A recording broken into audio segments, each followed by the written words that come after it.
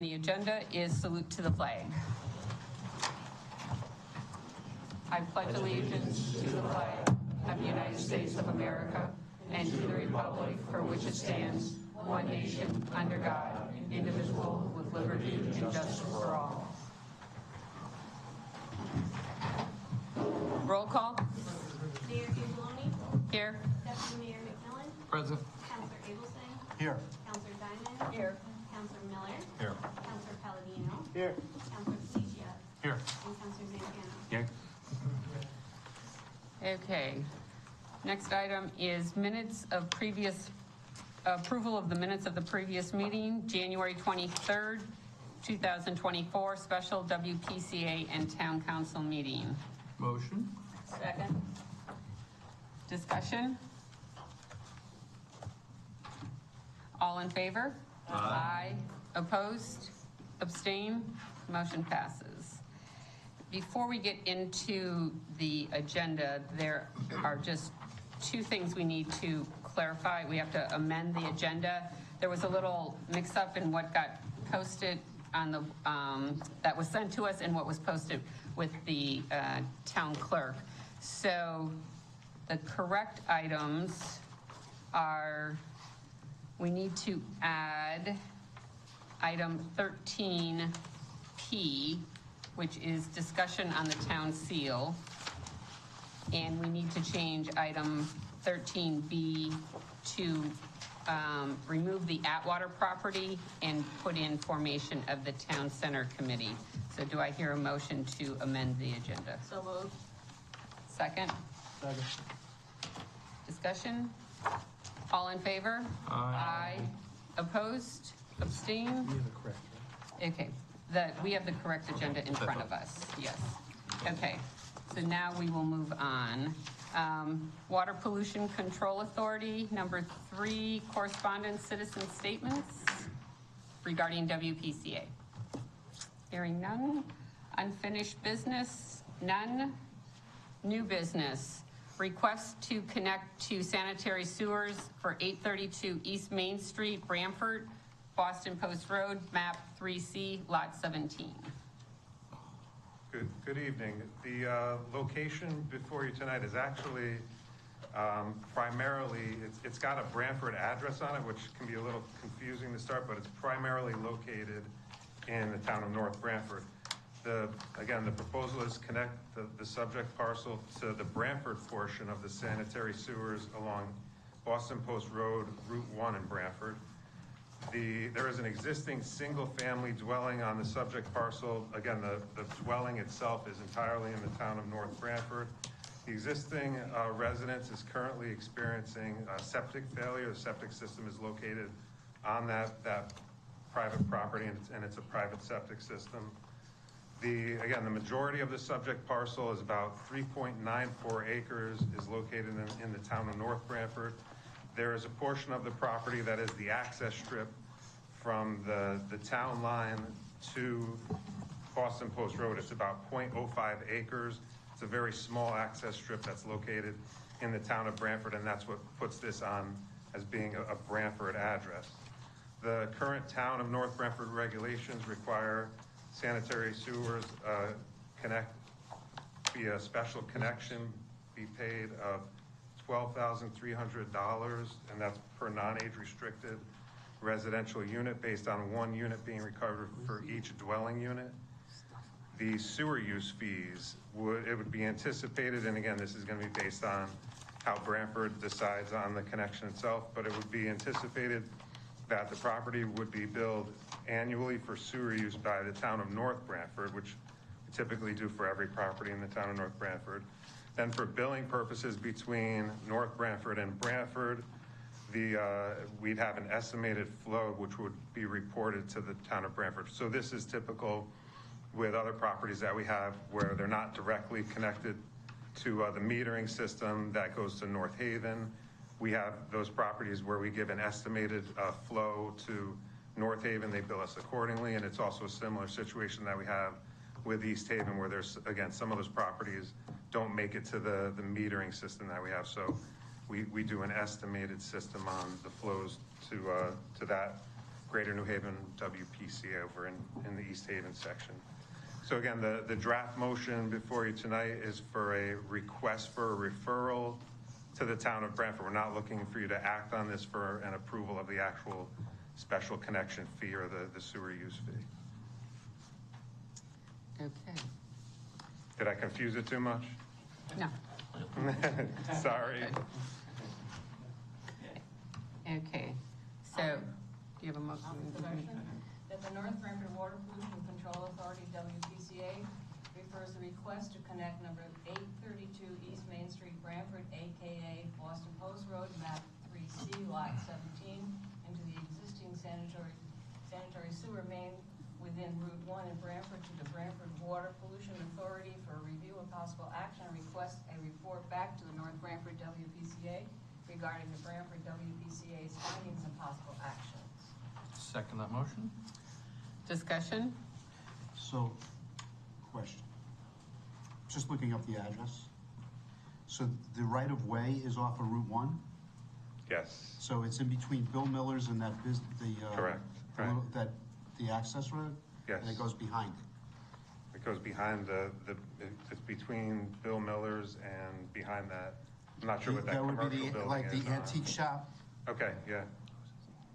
Is that Yeah, the that's- property? That's the house. So the house is behind, you're right, it's an antique shop there. Yeah. The house is behind that commercial property. It is not the commercial property? No, it's not the commercial property. It's definitely an existing residential, single-family dwelling located in the town of North Branford. Yeah, Right, you can't see it because you see the right-of-way, but that's Right, all it right. is. Okay, thank you. Any other questions? All in favor? Aye. Opposed? Abstain? Motion passes 8-0. Okay, the next item is abatement of second half sewer use for 28 Branford Road. Good evening. The 28 Branford Road property is the property across from Rose Orchard where there was previously a house that was demolished and now there's a medical center going up. As it was a house, there was billed sewer use at a rate of $500 per year. $250 was due in October, second $250 is due in April. Well, as we obviously see, the structure was demolished. So obviously if there's no house there, you can't put sewage into the system. So the second half payment, we're looking to abate. Consultation with the town attorney, it makes the most sense. Again, it was assessed as a residential property before at a $500 sewer use fee. And because the house was demolished, obviously there cannot be sewer use second half of the year. So we're looking to abate that second half of the payment. Okay. There's a suggested motion in our packet. Be it hereby resolved that the mayor and the town council vote to abate the second half sewer use payment due April 1, 2024 for list number 2535 U 2024 in the amount of $250 based on the recommendation of the town attorney in concurrence with the finance committee. I'll second.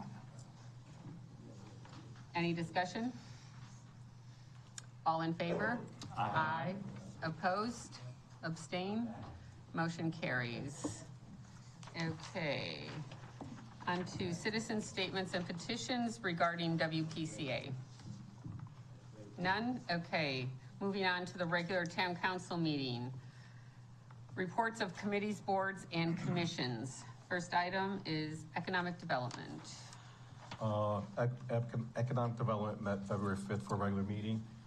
Dale Krupp from Rex presented a slideshow regarding the types of services they can offer to the town.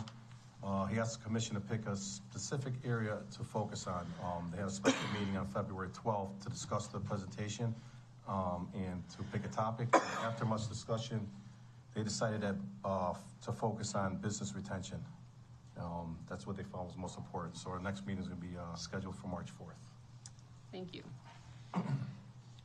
Park and Recreation, their next meeting is next Tuesday, the 27th.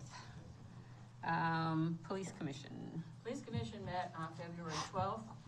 Chief Lovelace provided a 3-page list of concerns about areas and items that he has concern about in the new facility, but I understand the folks are here from the building committee and probably will be able to answer some of those concerns.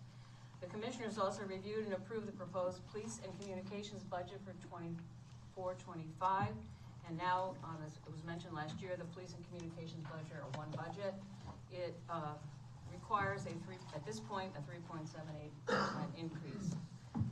The chief also presented a plan for a new position entitled Integrated Police Operations Manager. It's combining really 3 or 4 jobs within the police department: records, CALIA work, and technology. The commission agreed to forward the proposal to the town council, and I do see that it's on the agenda this evening. The commissioners also voted at this point to post the position of deputy chief both internally and externally, and that's the report. Okay, thank you. Fire Commission. Okay, so Fire Commission met on February 1st. Several discussions that took place during that meeting were they discussed keeping members that are over the retirement age of 70, that current requirement, as long as they can pass the physical requirements, set there to be an active firefighter, they would keep on the merit service plan. It was something that was passed along to the Finance Subcommittee, which I think was favorably looked upon. The projections so far that it will actually save the town some money. So that's something we'll learn more about as it comes to the full council. They also discussed, actually went through the ceremony to bring the new tower truck 1 into service. And they had a little ceremony on February 10th, Saturday, February 10th, to do so. Unfortunately, I was not able to attend that ceremony, but from what I hear, it was quick. It was a very nice ceremony to get things kicked off, to have that truck in service. We also discussed some of the capital budgets and operating budgets for both police both fire and ambulance, which is going to be coming up to full council during the upcoming budget meetings. And then, of course, did some updates on the current scanners underneath the brick system and getting the scanners to work properly. Apparently, they're working very well, though, with the new power, so all's kind of going along well.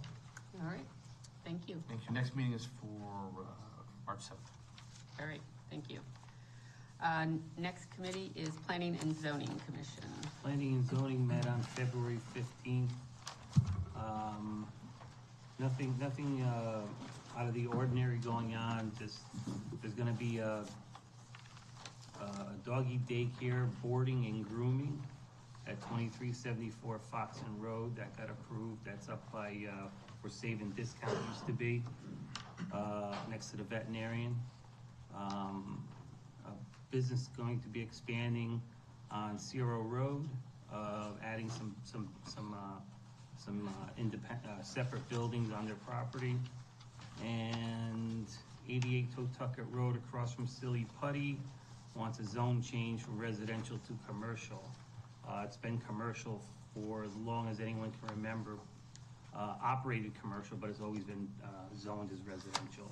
So that's on the, that was just up for discussion. There was no decisions or anything made on that. That's about it. Okay, all right, thank you. Next one is Finance Subcommittee.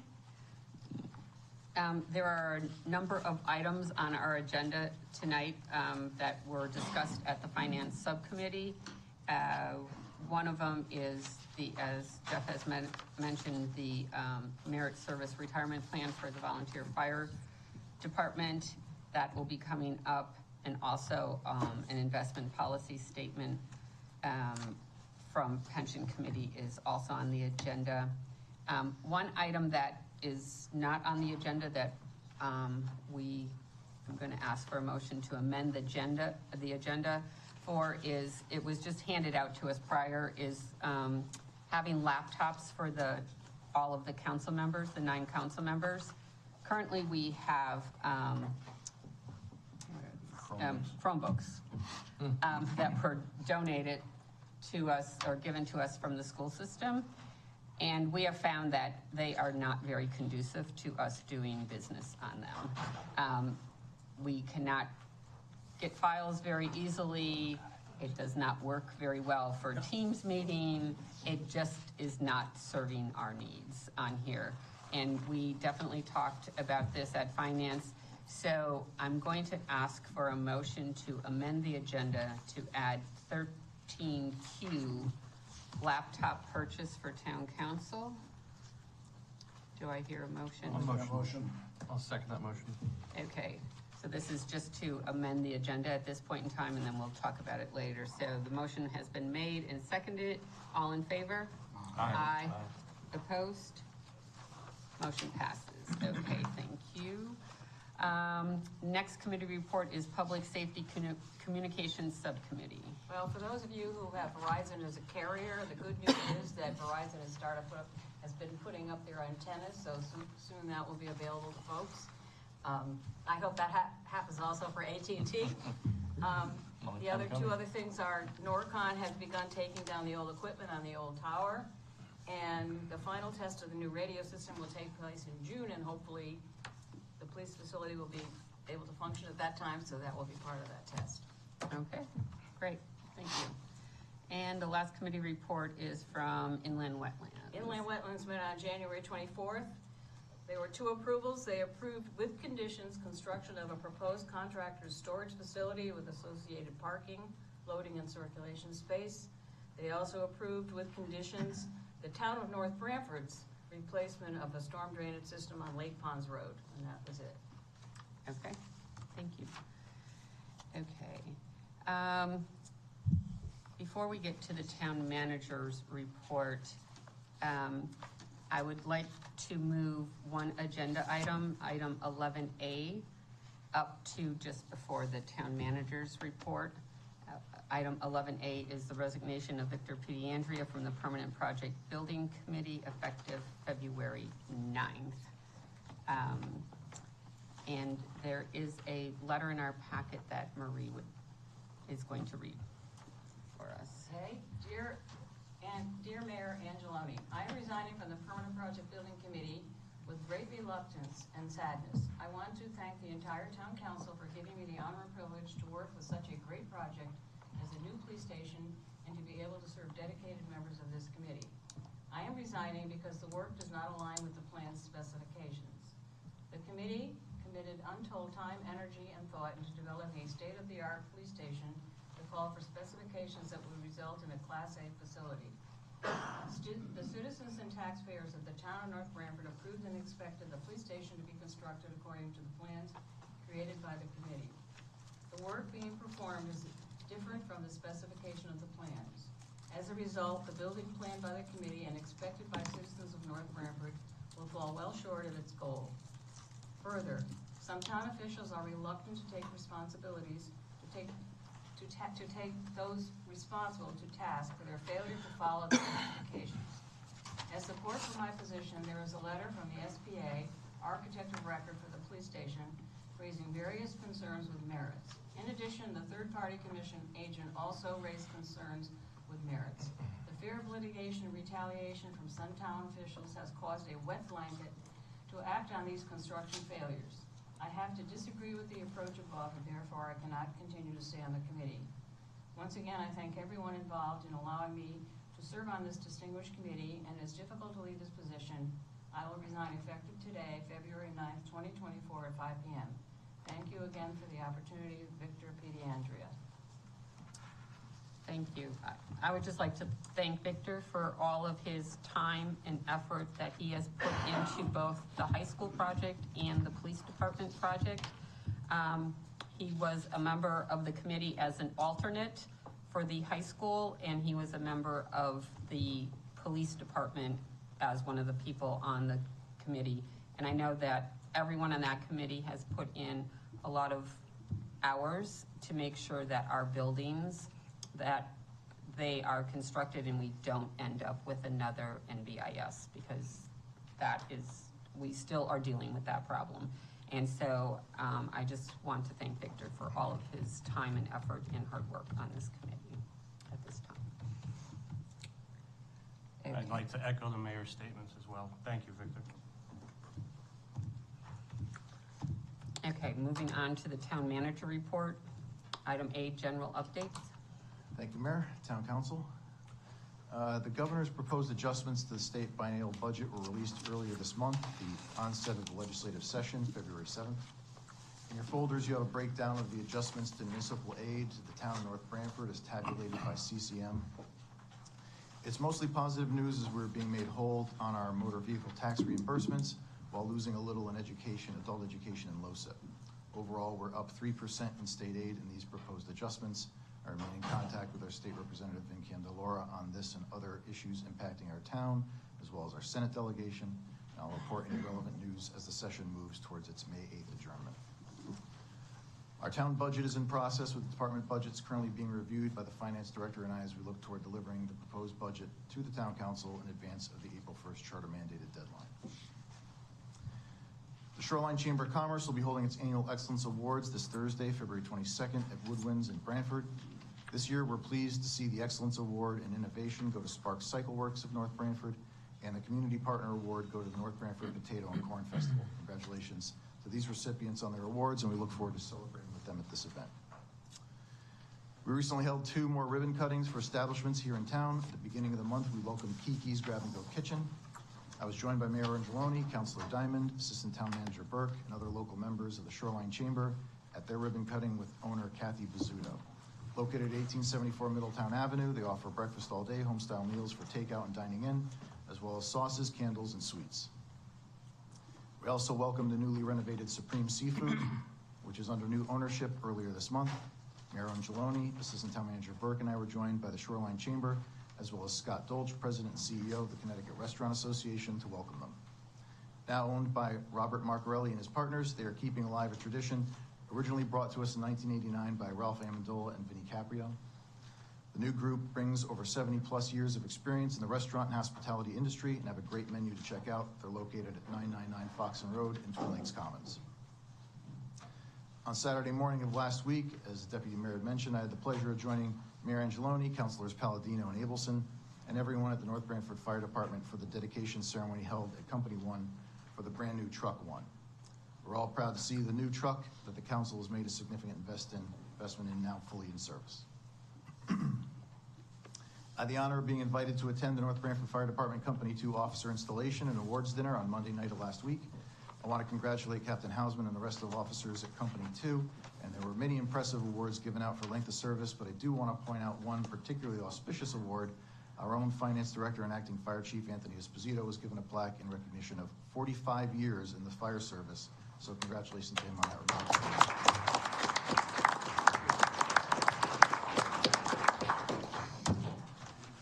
Last week on Tuesday, we had the first real significant snow event in some time, and we received 8 to 10 inches of snow throughout the day. I want to thank our public safety personnel, police, fire, and ambulance for being on the spot with a handful of motor vehicle accidents we had. And I especially want to thank the personnel at our Public Works Department for the outstanding job they did in handling a lengthy snow event from the early morning hours through the evening of Tuesday. They do a great job, and I want to acknowledge their whole team for it. Last Thursday, we experienced a fiber outage at Town Hall. An oversized truck snagged our fiber line on Foxen Road at about 10:30 a.m., snapping it. Town Hall was without phone and internet service during the remainder of the day. We notified the media and posted our outage on social media and our website to try to alert everyone with business at Town Hall. Service was not fully restored until about 8:30 p.m. by Crown Castle, and I want to single out and thank our IT consultant, Dennis Pannone, who stayed after hours with the crew in less than enjoyable temperatures until the job was complete and were verified to be up and running. We did catch an image of the truck on our security camera, but the image doesn't appear clear enough to identify it, so we may do a wanted poster of the truck, who knows. As of February 1st, we've been accepting applications for the elderly homeowner, totally disabled homeowner, and additional veterans programs at the assessor's office. Applicants must be 65 by December 31st, 2023, or totally disabled as designated by the Social Security Administration to qualify. To qualify for the state program, income levels are $43,800 for a single person, $53,400 for a married couple. To qualify for a local program, income levels are $50,000 if single and $61,000 if married. This is in accordance with the changes made by the council last year, which increased these thresholds. Applications are being accepted at the assessor's office through May 15th of 24. Park and Rec has a few new programs coming up. Tomorrow, February 21st, they're holding a Mary Amter culinary class from 5 o'clock to 7 p.m. for ages 5 to 14. The cost is $40 per resident, $45 for non-resident. This class is a Taylor Swift cooking class making chicken tenders and microphone cake pops. There's I didn't write a joke for that one, sorry. There's also a babysitter certification course coming on March 2nd at Stanley T. Williams from 9 to 2 o'clock p.m. Cost is $65 per resident, $70 per non-resident for those ages 12 to 15. You can register for these at nbrecreation.com and also learn some new information about their upcoming summer camps. The IRS Volunteer Income Tax Assistance or VITA program is once again being offered through our town libraries, offering free help in preparing and filing tax returns for those in need. Those interested should call the Atwater or Smith libraries to put in contact with our VITA coordinator. And finally, the newly formed Veterans Service Commission will have its organizational meeting next Tuesday, February 27th. At that meeting, they'll elect their officers and set their schedule for meetings going forward. Mayor Angeloni and I will be there to get the commission officially on its feet and to swear in its new members. And I know we're all looking forward to the work they will do in support of our veteran community. And that concludes my report. Thank you. Okay, next item is under the town manager's report, Permanent Project Building Committee, report from committee member. So I'll just touch on the few items. I know we've, per council's request, we're having Al Rose, who is the Permanent Project Building Committee's designated spokesman to the council, give you an update on that project status. But as far as the North Branford Intermediate School, the project is expected to ramp up during the April break. North Branford High School in phase 2, the roofing is 25% complete. Exterior masonry has been commenced in this 5% complete, and the interior concrete masonry units are 98% complete. Interior framing is 95% complete, and the reimbursement request number 3 has been received from the state in the amount of $4,672,155. And so with that, I'd like to bring up Al Rose to discuss the progress of the police department project.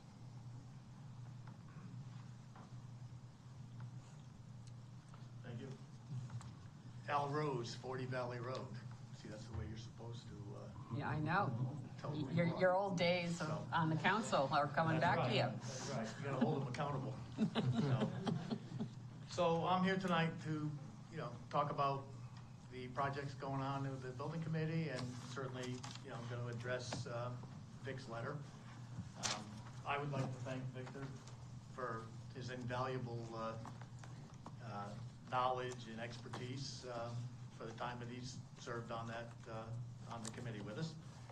And I'm sure he's still going to get some phone calls from us as we go forward. The projects, all the projects that we're involved in they're moving forward, and they're moving forward at the schedule that seems to be, where they should be.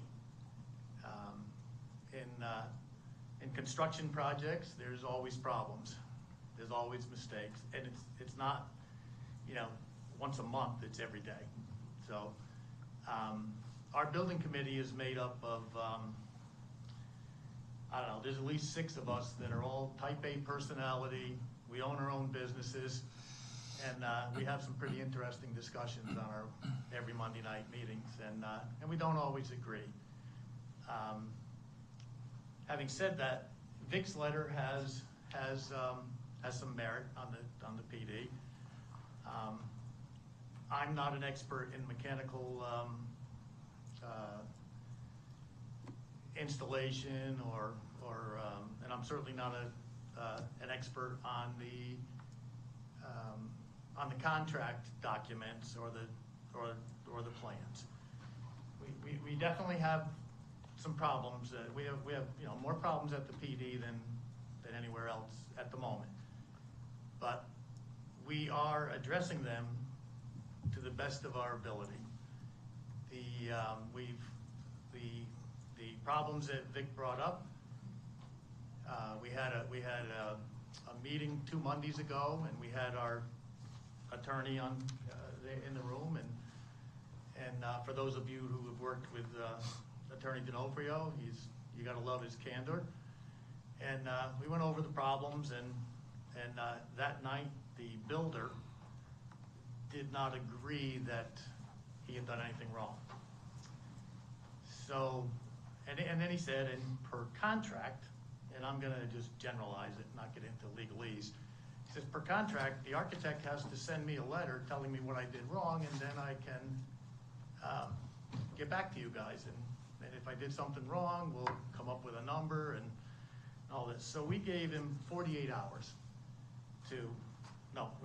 we we didn't do that night. That was Thursday morning. We gave him 48 hours to take a look at the things that were called out. And the committee had a meeting Thursday morning, and that's when he said, I haven't received anything in writing from the architect telling me that I did anything wrong. So that needs to happen, and then I will get back to you guys. Going back to the Monday night meeting, with the attorney in the room, he went down, he looked at the whole situation, and the contract documents and the drawings, as I see it, are convoluted.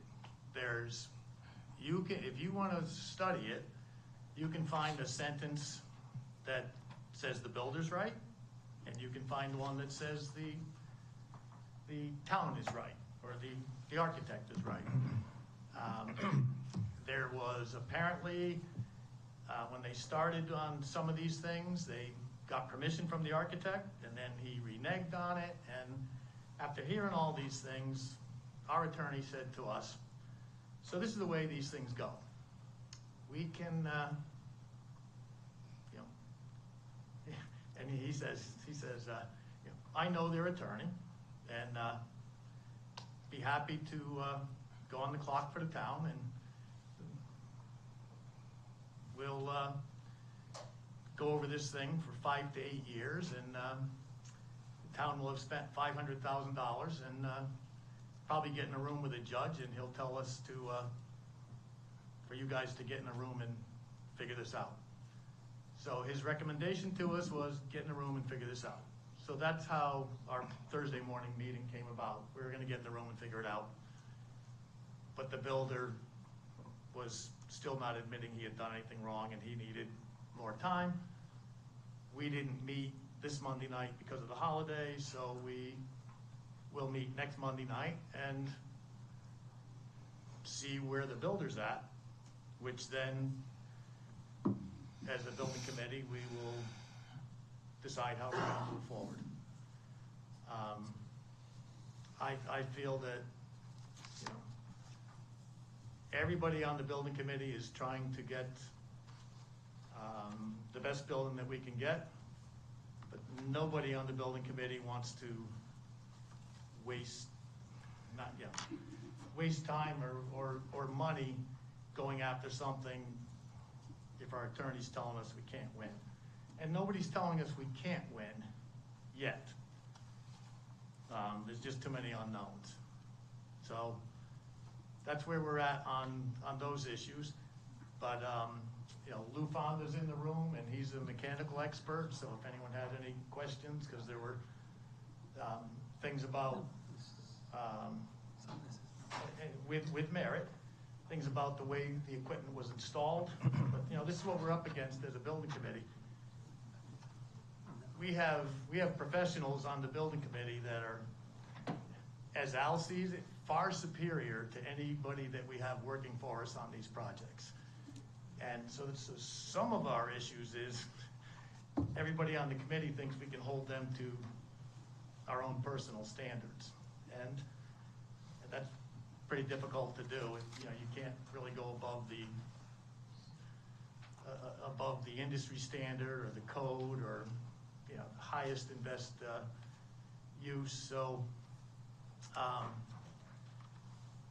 we have this equipment that was installed. Not one of us on the committee would have installed it the way they did it.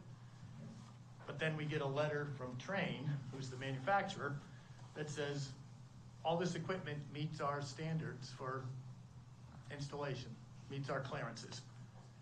So, and that came in after Vic had raised the concerns. So, as a committee, there's been no deals made.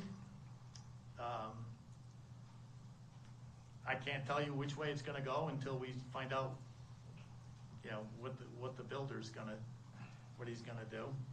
But I do know from learning from Rusty, who's here for another matter, as the architect for the high school, And Jeff D'Onofrio has told us with issues with the high school, that the architectural firm and the design team have final say. So if anything, we need to have the architectural firm for the PD do their job and really get back to us and say, this is what the intent was. And you know, I've seen Rusty hold Gilbane to the fire. And it appears to me that that's probably what's gonna have to happen over at the PD with some of these issues, but it's all a work in progress at the time. So I don't know if you have any, you know, any mechanical questions. I'm gonna defer to Lou. I have a few questions, I guess. And I don't know if this lies with the building committee or more with town hall. We have and I'm gonna speak in generics because I'm a police officer. I haven't been in the building trades for 20 years, and even then I was an apprentice. So, if we have specifications for a project, all right, who from the town is holding their feet to the fire and in the taxpayer's interest to make sure that it's being done according to the specification that was agreed upon? Who does that fall under? Do you want me to chime in? Just Anyone. Adam Canosa. He's our contractor. I'm the newest member to the committee. Nice meeting everybody, and Vic, I do want to thank you. You have invaluable insight on this committee over the short time I was able to work with you. My whole career path, I've started in construction in a CPA firm. I'm a licensed CPA. I'm not an attorney, full disclosure, but I've actually worked for Jeff D'Onofrio on construction claims in the past. So I've handled that aspect, the financial aspect on construction contracts since 2006. So I've been involved in the construction industry my entire career. These claims and the plans and the specifications become very convoluted.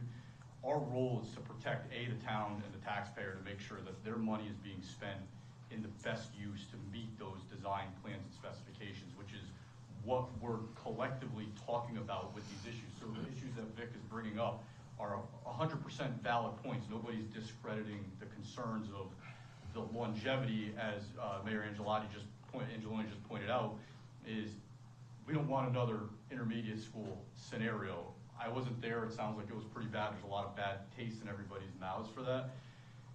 Our role, Nick, to your point, is to make sure that the ambiguity within those plans and specs don't cost the taxpayers more money. And when you go to construction claims, there's going to be misinterpretations. There's going to be the contractor's interpretation. There's going to be our interpretation. There's going to be the architect's interpretation.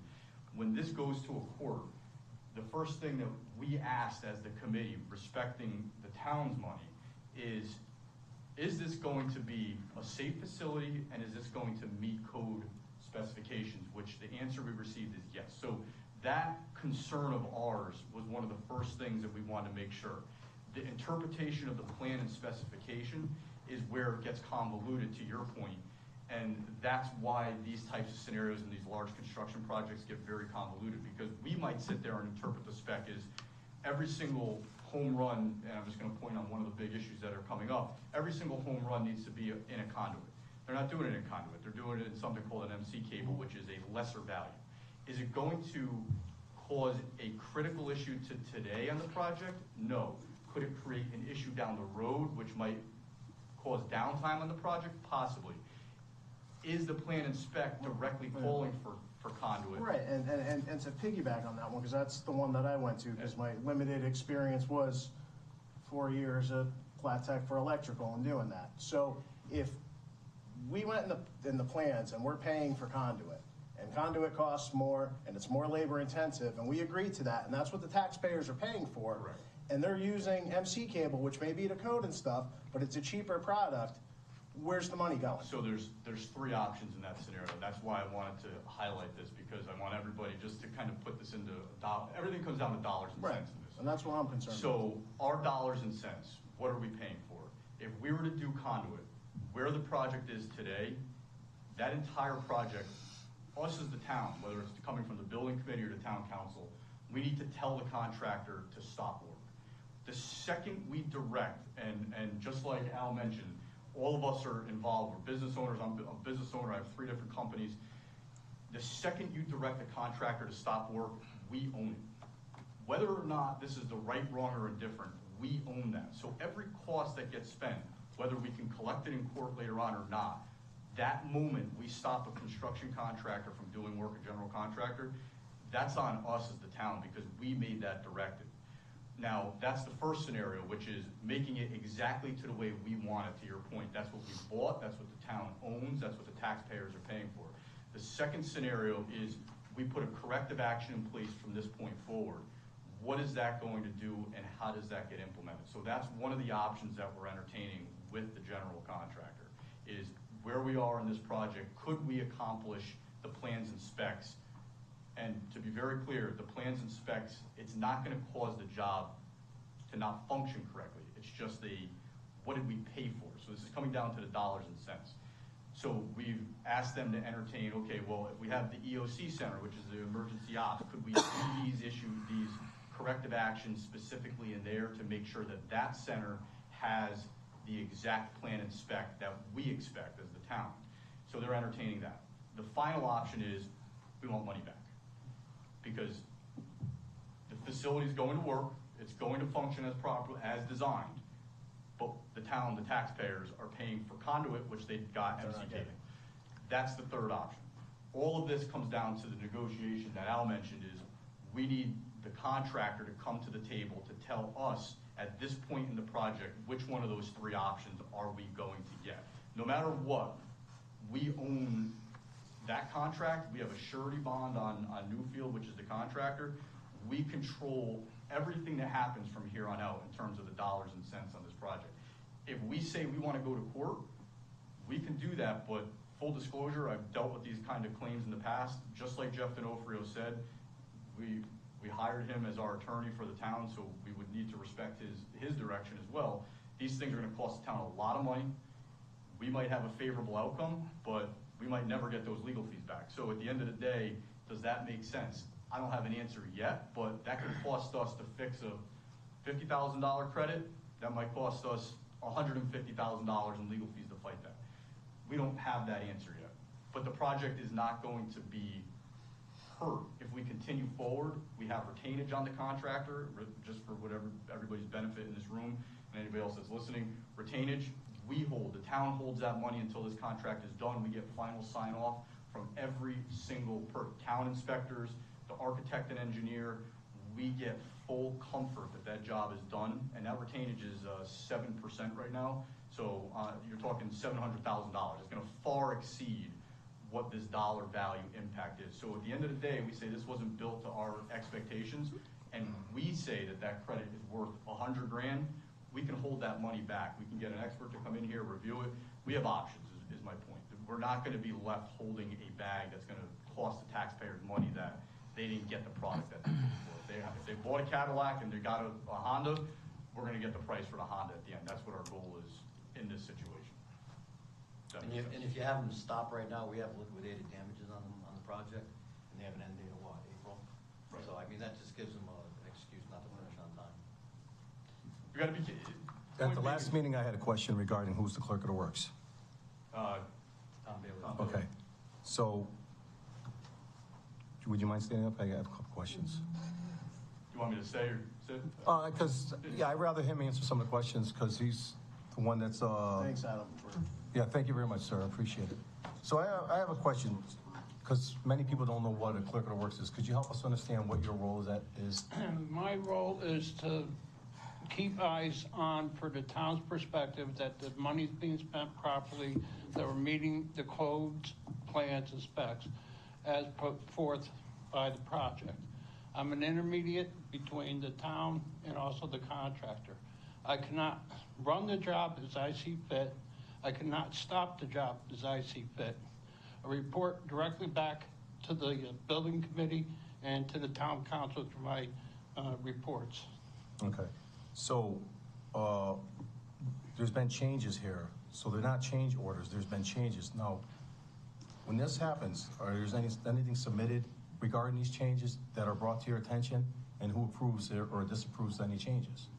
As set forth by the building committee, any changes had to be brought before the building committee to be proceeded on.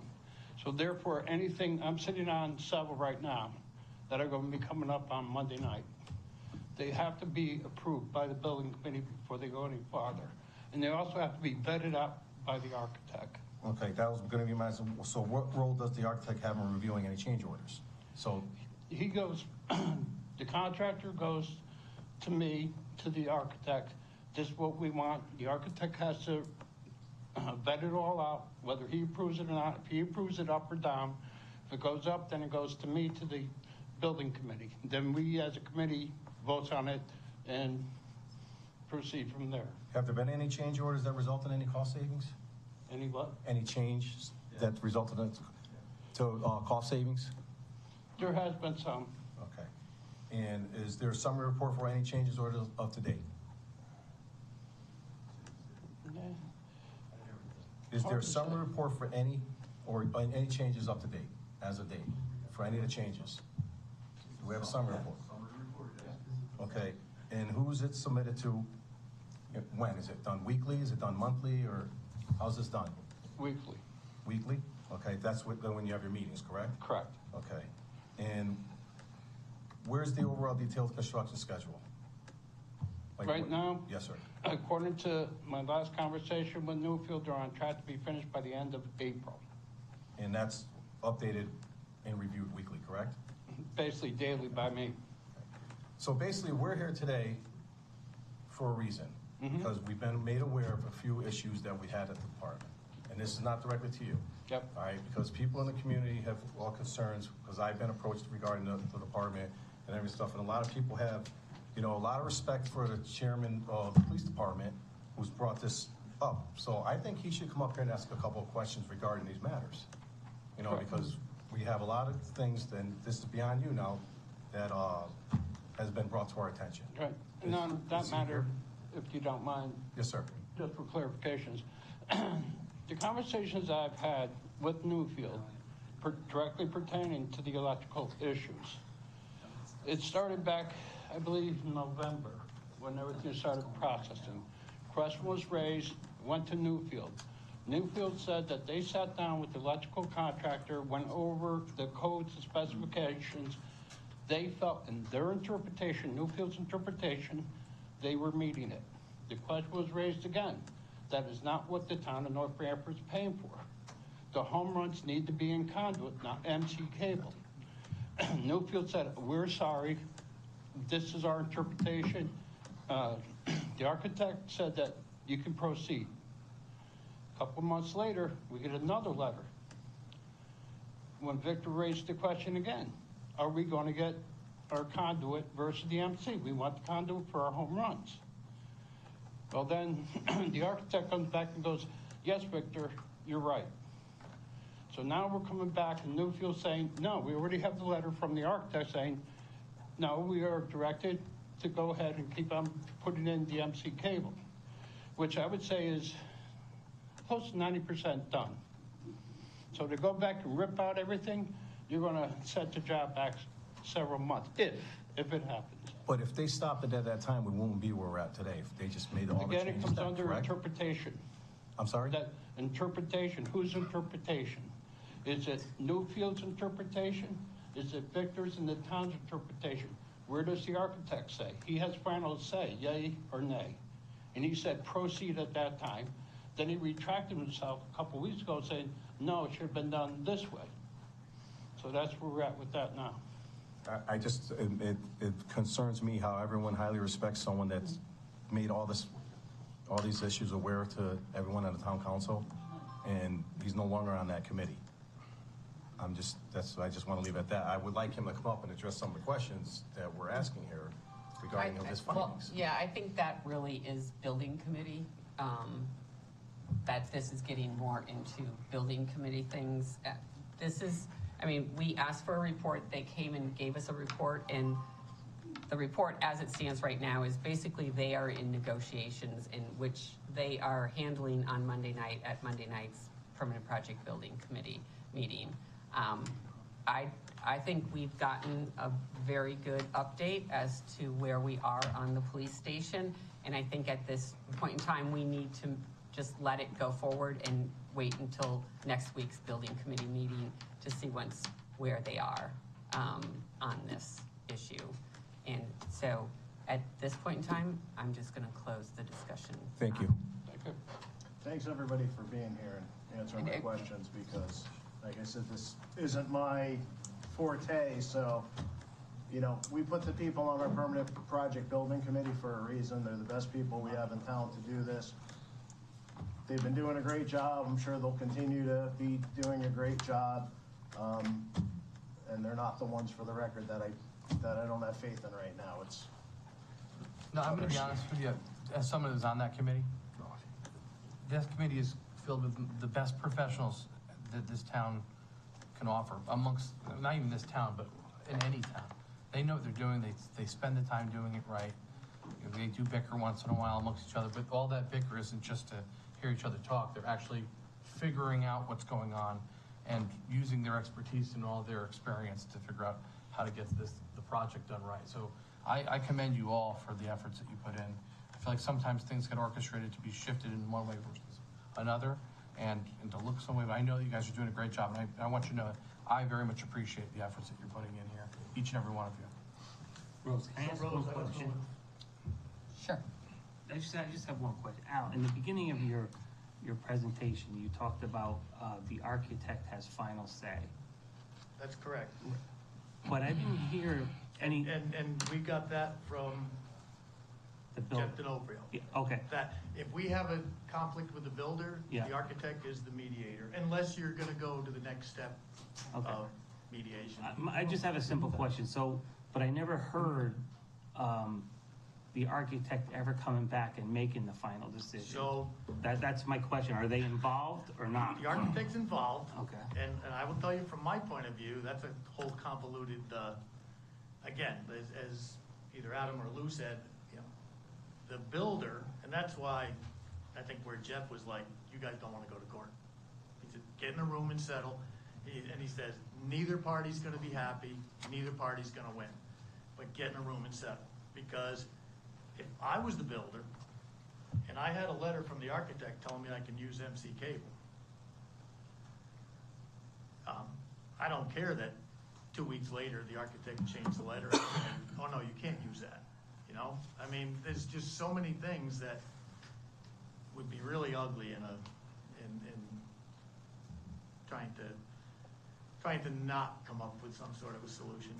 But I would ask the mayor if, you know, talking to Victor today, he did ask if he can come up and say a few words. So I would ask that he could do that now, and if he can't, then he'd have to come up and do it at citizen statements. But he had asked if he could come up and talk like that. So I have no problem with him doing that if. We'll wait until citizen statements on the agenda. Thank you. Thank you. Okay, we're gonna move on to community events and presentations. The presentation of the ARPA fund check to all the King's horses. Rose. So, got this check here, which nobody should attempt to stick into an ATM drawer anywhere, I think. But if I could get council to come out front here, and we'll get a photo of the presentation.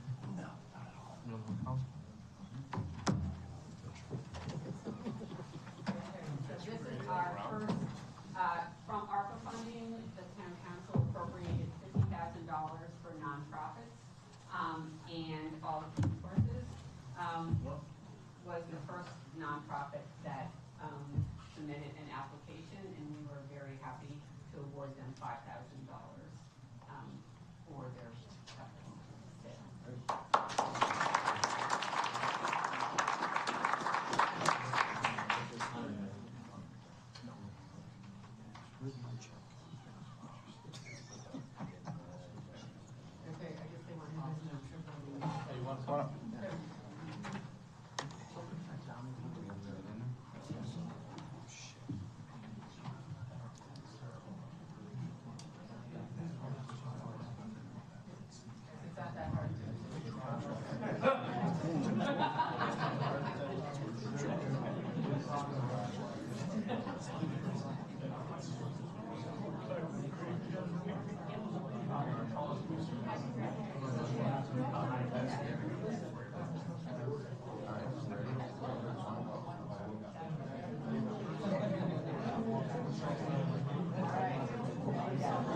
The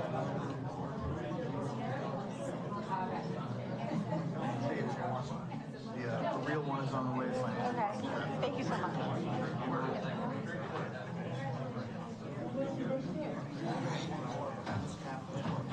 What's that? She volunteers. Yeah. But I agree with Okay. So the next item on the agenda, we are up to item 10, citizen statements, petitions, and correspondence. And I will just remind everyone that when you come up, please state your name and address. And we are going to have a 3-minute rule for speaking. So, Mayor, I'll make it short and sweet. Victor, Peter, Andrea. I want to thank the council members and everybody who put me on the board, but most of all, I want to thank all the permanent project building committee members, and especially Al Rose. I got really emotionally involved in it, spent a lot of time on it, and Al did call me after I put in my first notice on July 1st for resignation, and he called me and said, Vic, for your better health and aggravation, focus on your business and everything else. And he said, you're better off resigning. I don't want anybody to convolute what they're doing. It is the most stressful thing I have ever done in 30 years of business. There's a lot of moving parts. They are doing an excellent job. They have to take consideration for the job, the citizens, money. There's so many moving parts. But I would bet on them all day, and I'm not leaving them. I'm just taking a sabbatical back, and they could all call me, which they all do, and anything I have, they can have for knowledge. I just can't get into a meeting watching things go in a different direction, knowing what's right and what's wrong. They just have to do what's right. And Adam, I'd bet on him all day in a room with the attorneys. He's good at what he does. That's why we had asked the board. But Al, I really want to thank you for all the stuff you've ever done for me. Thank you. Thank you. Thank you, Victor.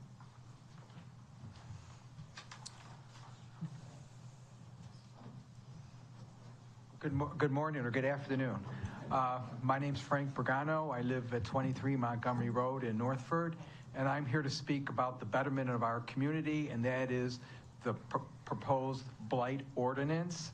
As some of you may recall that I spoke to this body in 2019. I was part of the group that put the blight ordinance together. This was a heartfelt ordinance that we put together. It wasn't supposed to pit neighbor versus a 1/4-inch grass height difference. It was supposed to promote the betterment of our community, to take and get rid of the blight that is throughout North Branford. It doesn't take much to see that. It was not to be enforced by our police department, and I want to make that real clear because I have heard people mention that the police department is supposed to enforce it. That was not the intent of our group. It was supposed to be enforced by the zoning officer. Plus, because, as I said, this was a heartfelt ordinance. We looked at it that the community here, the zoning enforcement officer, would work with community groups, churches that have outreach programs, people like that can take and help communities, help people that cannot take care of their property, help them take care of their property. The intent is to get rid of some of the people here that have, I know I had a neighbor that's gone, that he had boats, cars, trailers, and junk galore piled between his house and his parents' house. It's when everything went into foreclosure, it took 8 loads of Mr. Bizzuto's big trucks to take his junk out. That's blight. That's what we're talking about. And it shouldn't be just regulated against homeowners. We should look at it as across the board for businesses too. But I'm here tonight to encourage this council to move forward with a blight ordinance. You may recall the town attorney at that time pointed out that one of the most valuable ordinances a town can have is a blight ordinance. And I'm assuming our town attorney here would also agree with the previous town attorney how important a blight ordinance is to this town, and we must do that. And in closing, I know we like to say, and I don't know, hopefully nobody will shoot me, that this is a farming community. It is a farming community, but it's also a residential community. and we must respect the residences that we have here. So thank you. Thank you.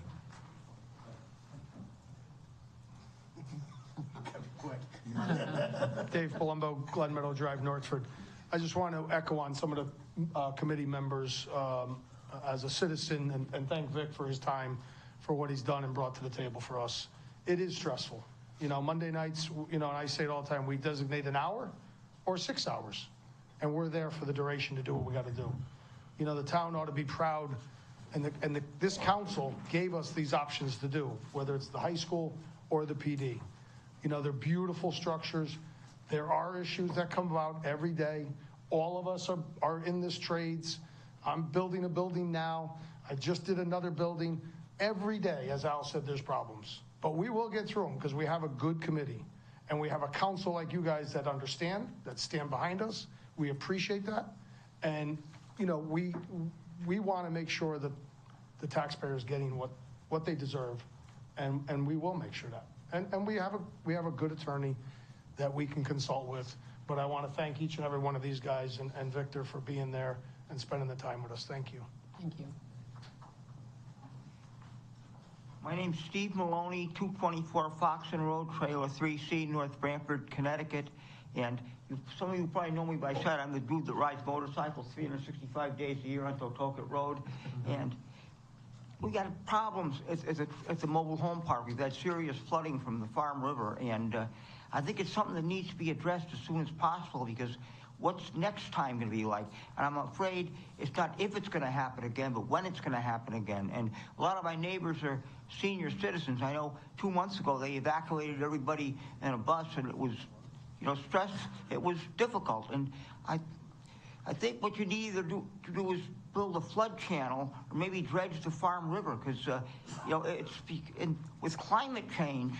Before climate change, these problems didn't exist, but it's happening. And basically, I think it would be good if the town, as soon as they could, just fix this problem. I think it would benefit everybody. And I know if you took a poll amongst the residents of the mobile home park and people and businesses who live near the Farm River, they will agree with me. And it should be done. And just going back in history, just another example, in Winnipeg, Manitoba, Canada, the Red River, they had catastrophic floods back in the 50s, and they built the Red River flood channel around Winnipeg to divert the floodwaters from the city. And at the time, a lot of people called it wasteful government spending, but it solved the problem. And I'm sure there's 750,000 Winnipeg residents will say it was a great thing to do, building a flood channel. And I think we need to do something now. I mean, like, luckily, there hasn't been any damages, but if the water comes up high enough, it might damage some of the mobile homes. And plus, also I worry, I got my motorcycles, I don't want them to get damaged, and plus my neighbors' motor vehicles. So I think it'd be good if we got this problem taken care of as soon as we can, really. And I want to thank everybody for your time. Thank you. Thank you. Good evening, everybody. And I'm Al Ligi at 224 Foxon Road 2C. I called the governor, and he told me this has got to be done. Then I called Sandy Arena, State Attorney General, and I'm pushing this. When could this get done to fix the water situation? We don't have an answer. This is the first that we're hearing of this, so Yeah. you have to give us time to look at it and see once, but I know I can't give you an answer tonight. Okay, because Victor knows about it, and I talked to him about it. Because if they're going to dredge the stream, they got Yeah. I know, I talked to him. Oh, over there? Okay. No, because they got to find out when we're going to do it. Because you can't keep not doing it. Last time I fell and hurt my shoulder. So I didn't sue the town or anything, but it's hurting. So we got to know when they're going to do it. Because the governor said that's the law, because I checked the law. So I appreciate you guys' help. So let us know very shortly, because if it doesn't, then we got to get our attorneys to sue the town. Or, no, we don't have to. The state attorneys will do it. Thank you. So, Madam Mayor, if I could, Yes. because we've had a couple people there, if I could, I'd like to bring Victor Benny up just to talk to you about what we're doing. We're aware of the issue that's taking place there. Certainly, we've got some, you know, Trailer park is in a spot of property that's in a flood zone, and it's predating local zoning, so it is a unique situation, and we're aware of it, and I'll turn it over to Victor to talk about it. So it's Short and sweet. Short and sweet. I think Mike Downs kind of set me up there that, so we're dealing with a 224 Foxen Road, the mobile park is private property. The private property owner, from information I get from the state floodplain coordinator, is typically the entity that's responsible for flooding on their property. If we go to a larger extent of what we're dealing with the Farm River watershed. Well, let me back up. So out of I count on GIS, I count 44 trailer or mobile home park location structures on that property.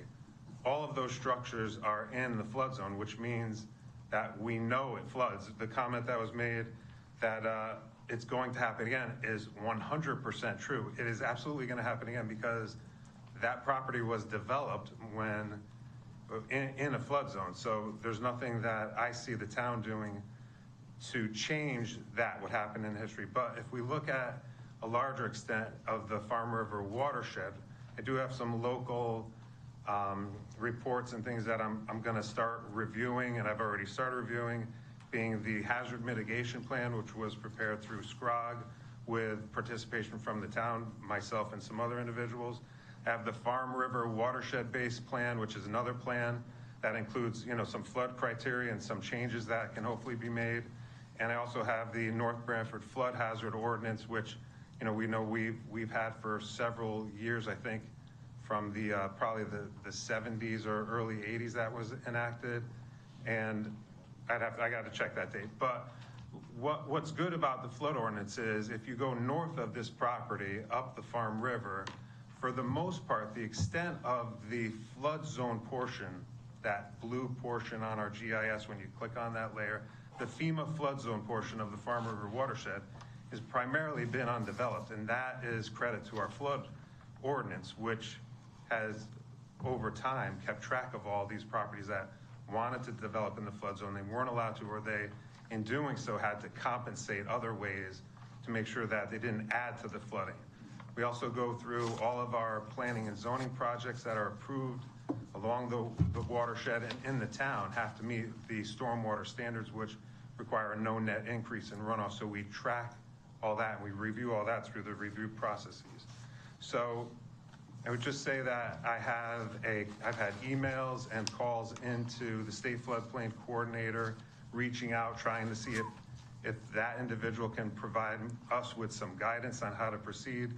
Seeing that this is a private property, is there something the town can do to contribute to maybe reducing flooding along that section of the Farm River and maybe the entire length of the Farm River? But this is the type of thing that it's going to take a long time. I'm talking several years to, if any of these projects that we may come up with come to fruition, to make a noticeable change along the Farm River.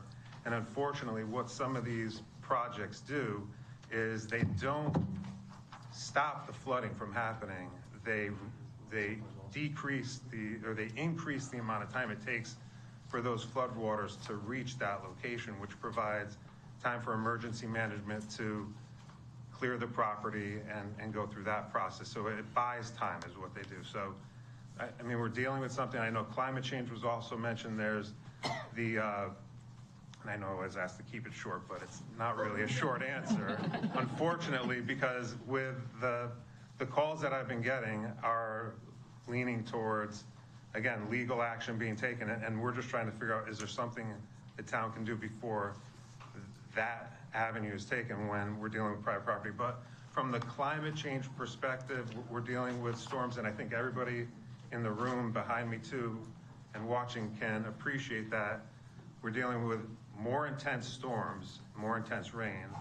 They're happening more often, and the duration is much shorter. So when people are saying, well, we're getting these 100-year storms all the time, it's not true.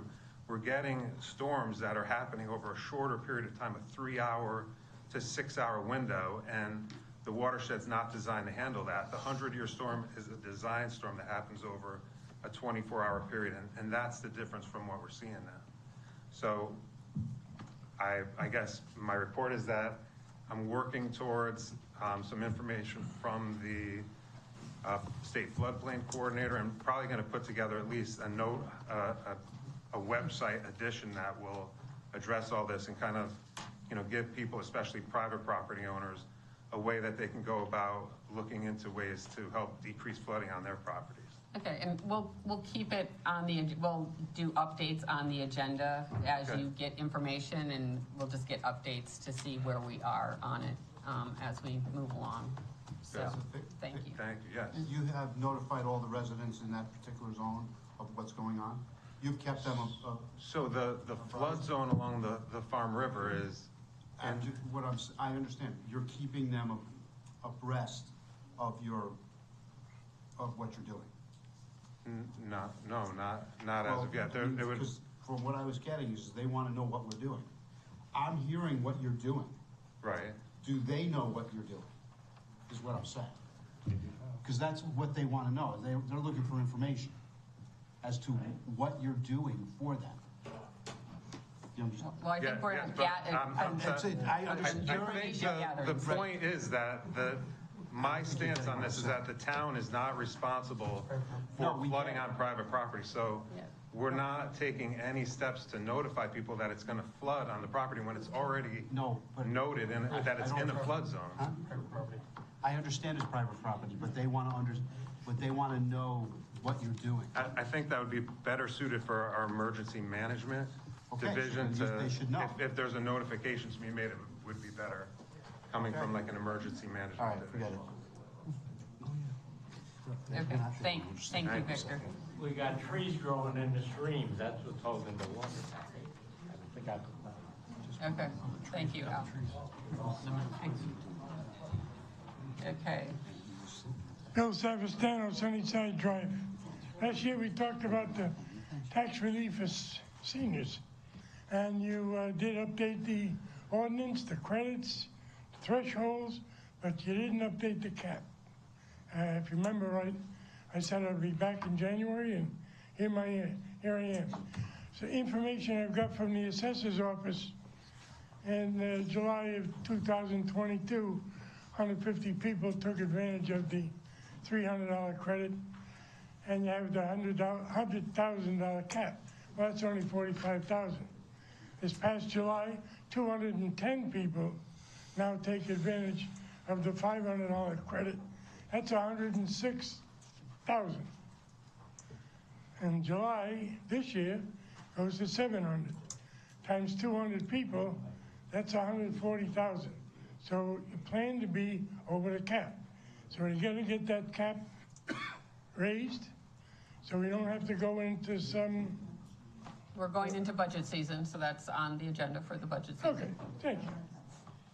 You could have said that earlier. Anyway, the other thing is blight. Mr. Brigano couldn't have said it any better. You know, Mike, the stuff they have in their folders, they had it weeks ago. Those stuff that you brought in, that was the most updated. They've gotten that, yeah. Yes.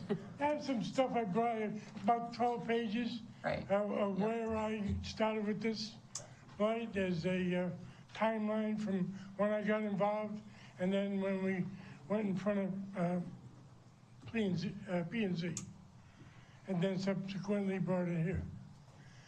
Just to hear your December meeting, you were all over the place like we started really from the beginning again. Let me just hopefully clear up a couple of things. The ad hoc committee had a document from East Haven, that's the PPS standards, and it was a 16-page document. That's something you didn't see. You saw a 10-page document. I have 3 sets of documents right here. So you saw probably the second and the third. Now, if you remember correctly, I'm going to ask Ron if he remembers, because he was very new in the council, also with Walter, he's not here tonight. But as we started the November meeting, the town attorney Marino said he handed the latest copy out. Ron, you remember that? Vaguely, yes. Well, it was a paper copy. I never got it because I don't sit on the council. But that was the final, basically at the time, which cleared up all about the zoning enforcement officer, him being the only one that was going to be the guy in charge. And there was a couple other little things, but I just wanted to clear that up because I heard that mentioned again. And like I said, Frank spoke a lot and couldn't say I couldn't say anything better. But I will speak about the CEO. I think it was this past October, we had a discussion up here, and we find out the money for the budget for that part-time position is still there. And we don't have a person in place since the middle of the pandemic anyway. That's when Tom Hogarty left. So you gotta get that person hired again. Now, again, part of the material I gave you was 3 reports that Tom Hogarty did. Here's a man, and I've been on record saying he did a good job. I'll say it again tonight, because I knew him personally. But anyway, here's a guy who went out of his way, over and above this job, and did reports every 6 months on all that he handled. I didn't think it was part of his job description. But I want you to pay particular attention to that, because there was a lot of stuff there. He was only a part-timer, and he just did a good job. Especially some of the items on there are still in existing, and they talk about them at planning and zoning today, or just all the time. That's Pisano's farm. That was on Tom's report. You know, that I don't even know if that's all cleaned up now or what. But really, I want to emphasize that how good Tom was. We got to hire the right person. It can be, like Frank said, a heartfelt thing. I said, we're all taxpayers here. And I believe we all have ordinances that we have to go by. We all have to conform. Mr. Hogarty only wanted a little more teeth into this, with his ordinances so he could do his job. If we have to cut a couple of things out of that thing, let's get it done. Let's hire the right person. Hopefully you're going to have a little good discussion tonight. I'll reserve my right to come back. Thank you. Thank you. Cliff Potter, 1251 Middletown Avenue. I know you people voted yourself one night a month. These guys work 4 nights a month and days. Those are businessmen. They take time out of their business. Now, you remember what we had for the billing committee at NBIS, and I've nicknamed it No Bottom in Sight because there is no bottom in sight. You had my boss's boss, Jack Krasko, who knew nothing about buildings on that committee. So thank your lucky stars, you've got this talent, but it costs them money. I mean, when you take time out of a business and you take calls during the day, you might be missing a sales call, or Al might be missing a call from a contractor that's looking to help them. But they've got skin in the game. They're from this town, and they're giving you 200%. And I don't think we can ask for too much more. But you've had the worst, and you're still going to live with that nemesis called North Branford Intermediate School.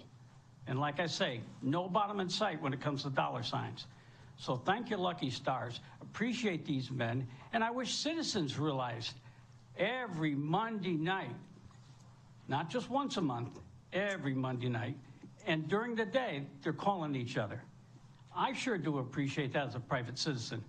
And I hope that they get the support they need. And if it requires hiring 2 lawyers, you might have to do that. Whatever you need, whatever they need to keep pushing on, they're going to have to get. It's great to hear that they care this much, but, you know, and they're trying to do what's right, but the way the world of building goes, there's problems. So, again, I sure do appreciate every one of them being in our corner, because I've seen the worst, and you still see it. And until that NBIS is supposedly fixed, we'll never know if it's going to work. Thank you. Thank you, Cliff. Madam Mayor, if I can read a brief statement, please. Yes. So I apologize that I have to do this, but I'll try to make it brief. A few things have taken place over the past 2 years, and again, more recently, so I feel the need to set the record straight. A member of the town council has determined on their own to make statements against me that are patently false. For the past 4 years, I have served as the liaison to the North Branford Fire Department. This was a great honor to me, something I took very seriously. Not only did I support the Fire Commission, but I also volunteered for the Communications Committee and the Ambulance Committee, as I knew it would benefit the department as a whole. During that time, we had many great accomplishments, and I affirm that I am proud of the strides we made. However, I can't take sole credit for these accomplishments. The council as a whole has been fully supportive of the fire department. Without all of us working together, we would not have been able to accomplish these milestones. Today, I'm requesting that this negative behavior and sabotaging of other council members come to a stop. This behavior only tarnishes the great things this council has done and will do moving forward. Thank you. Okay.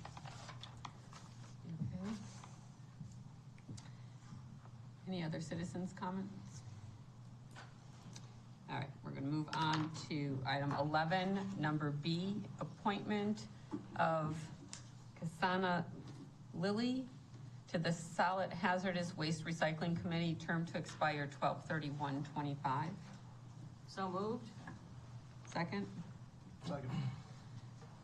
Discussion? All in favor? Aye. Aye. Opposed? Abstain? Motion passes. Okay, on to item 12, unfinished business, discussion and action. Discussion and review of the 2019 blight ordinance proposal. Madam Mayor and Council, and I certainly hate to disappoint some people who thought that there was going to be something more robust happening with this tonight, but I just wanted to report that the town attorney and the town planner and I have met. We reviewed the blight ordinance, and per request of the council, we're reformulating what we'd like to present to all of you. We're not quite done getting it drafted, but we want to do this right. So we're going to give you a pretty well considered package, and I expect it'll probably be done certainly for the March meeting. We'll probably try to pass it on to you actually in advance of that, so you have some time to look at it before we hit it, so it's well before it's in your packet. Okay, thank you.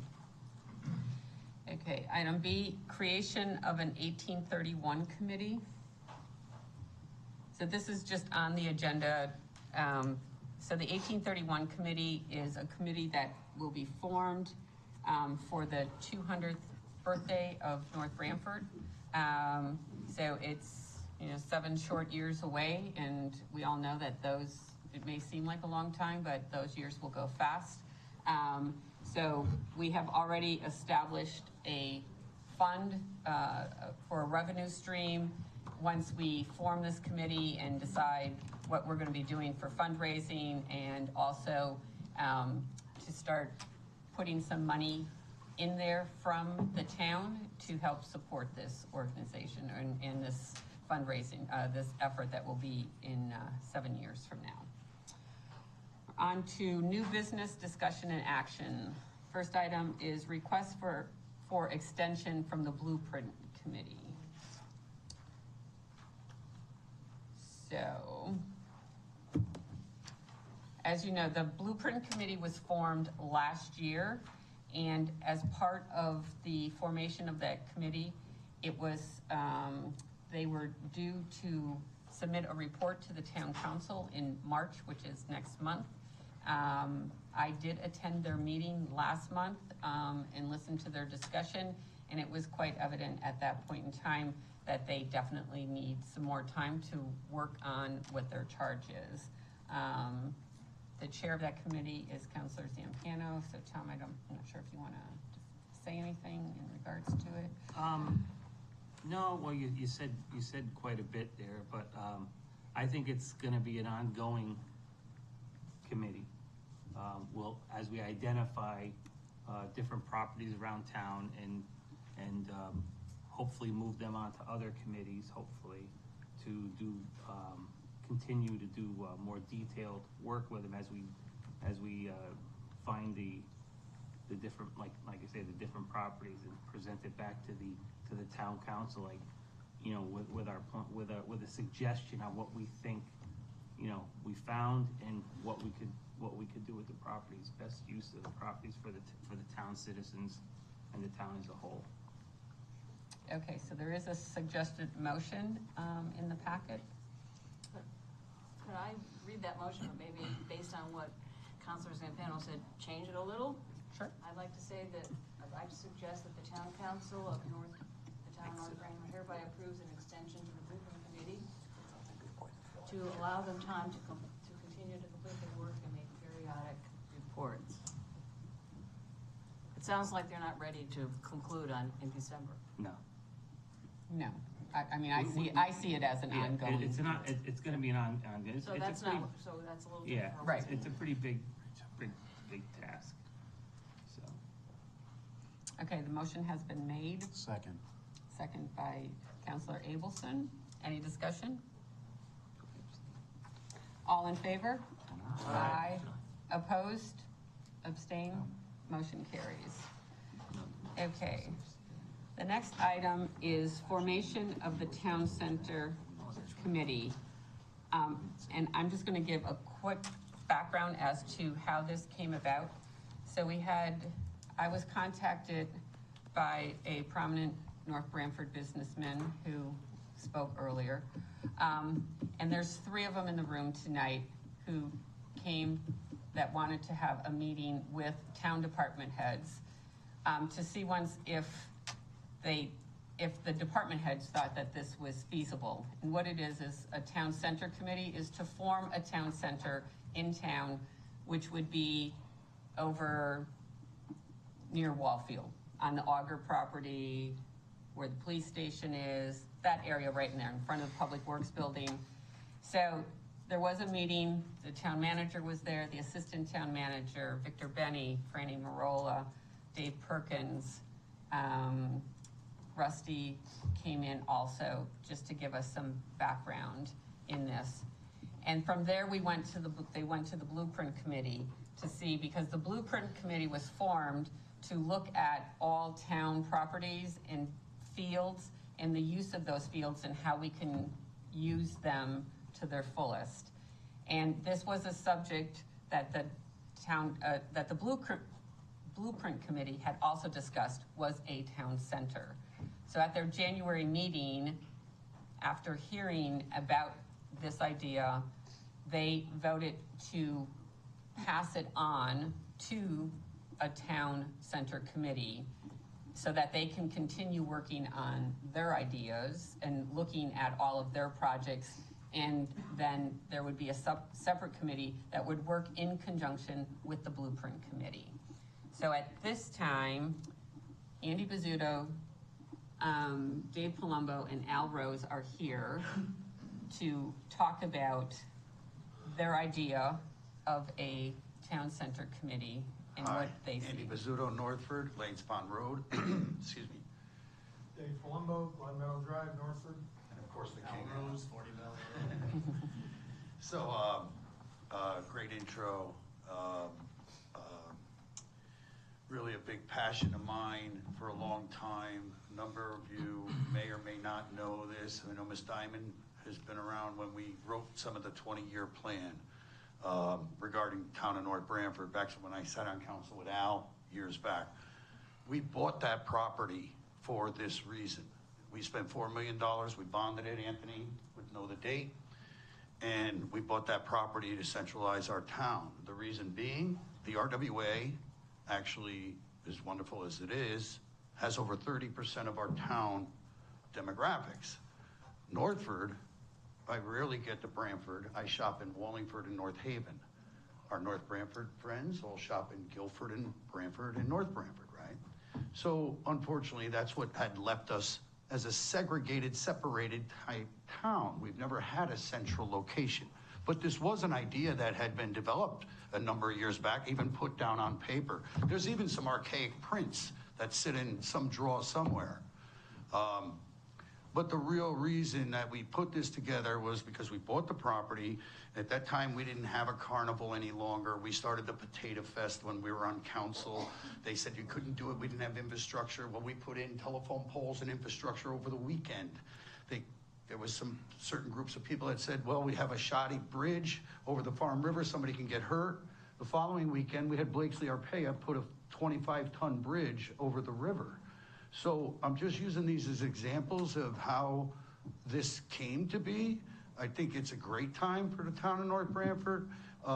It is much larger than just a town center. By putting by locating all of our necessities and things into that central corridor, we can certainly make other properties available that are town-owned properties that could potentially go back on the tax grant list. So this was a project that we wrote 20 years ago to centralize all of our demographics as the town municipality, freeing up other properties that may get us back on the grant list. We just wrote $90 million, guys, on the school, the PD, and all of these great things. I'm a giant taxpayer here too, just like everybody. But these taxes are gonna go up. So we have to find ways to put taxable properties on grand list in North Branford and Northford. Very few in Northford, very few in North Branford. The reality is, guys, as a municipality, we hold a half a dozen properties that can certainly go back on the grand list. This is something we've held for 30 years, since the days of our predecessors. And it's never gotten to fruition. I'm 61, actually today. Literally 61. Didn't think of that until just then, but that being said, yeah. But that being said, this was 25 years ago that we wrote a lot of that stuff down in our 20-year plan. I wasn't even a member. I was just a part of the public filling out stuff. That being said, I think it's time to pull the trigger. I really think that now that we got PD there, if we don't make these initiatives now, as I hate to say it this way, some of us are lifelongers.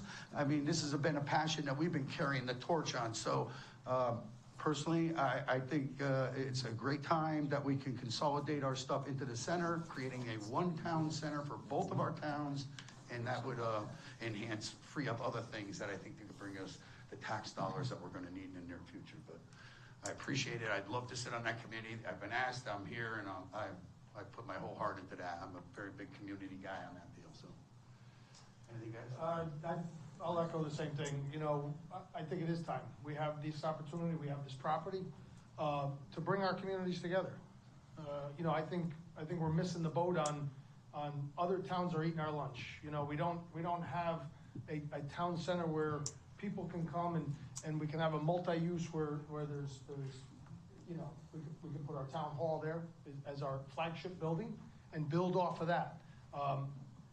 There's multi-use potential there, and I really believe it. And I agree with Andy, and Al and I have talked about it for several months, and I just think that we're missing out on opportunities, and I'm honored that we're even able to get in front of you guys, to Mayor Angeloni, to put a meeting together. When Al and I asked a while ago, and to get the response back from that meeting that there was nobody that was against it. Everybody thought that this is the time. We do have the new PD there. It's going to be a beautiful facility. Franny's building and all the public works there with new buildings. This is the time to put our town center there and bring the community what we know as our community, that we've all lifelongers that have been here long enough to come together.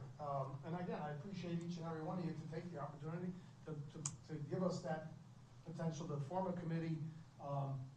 When Al and I were talking about it, we said, we'd love to get Andy on, and all of us, I think, and anybody that we can share this with has the passion for it. And I thank you. I really do. Appreciate the time. So to reiterate everything that they said, and also kind of give you an idea of where we think it can go. And actually, when I get done, I'm going to ask Rusty to speak. This is one of the rare times when we have a big shot architect in the room for free. But I got to tell you, we see him every Monday night, and just through talking, we found out that his firm does a lot of residential and mixed-use projects, and we bounced it off him.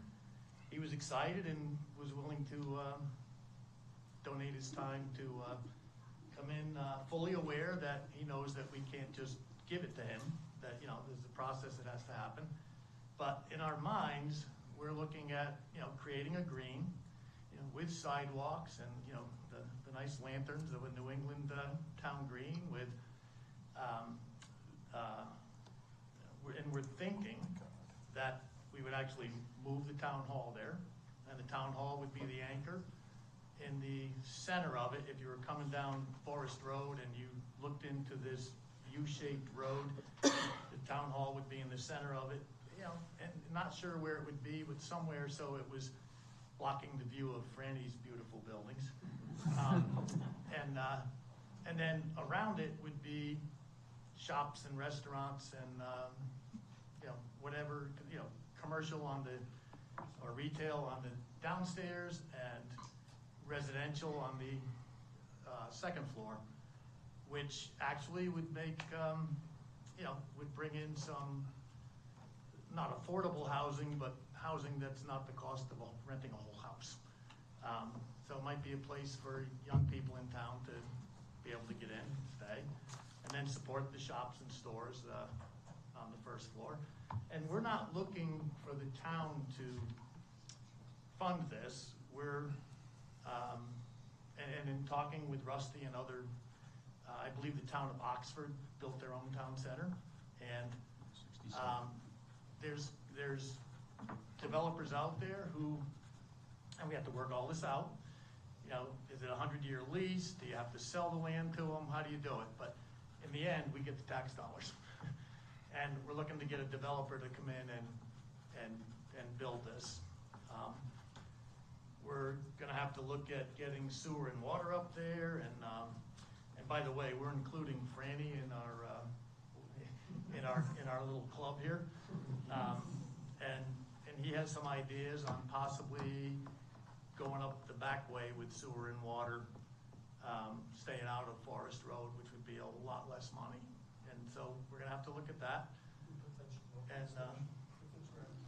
right, and yeah, maybe even no pump station if it works that way. But with that, if it's okay with you guys, I'd like Rusty to come up because he put some time into developing some things. And we do thank him for coming down here. Good evening. You know, I will say I've been working with the building committee now for a little over 2 years plus. And I know when I'm in the construction community, there's a reputation that the building committee has.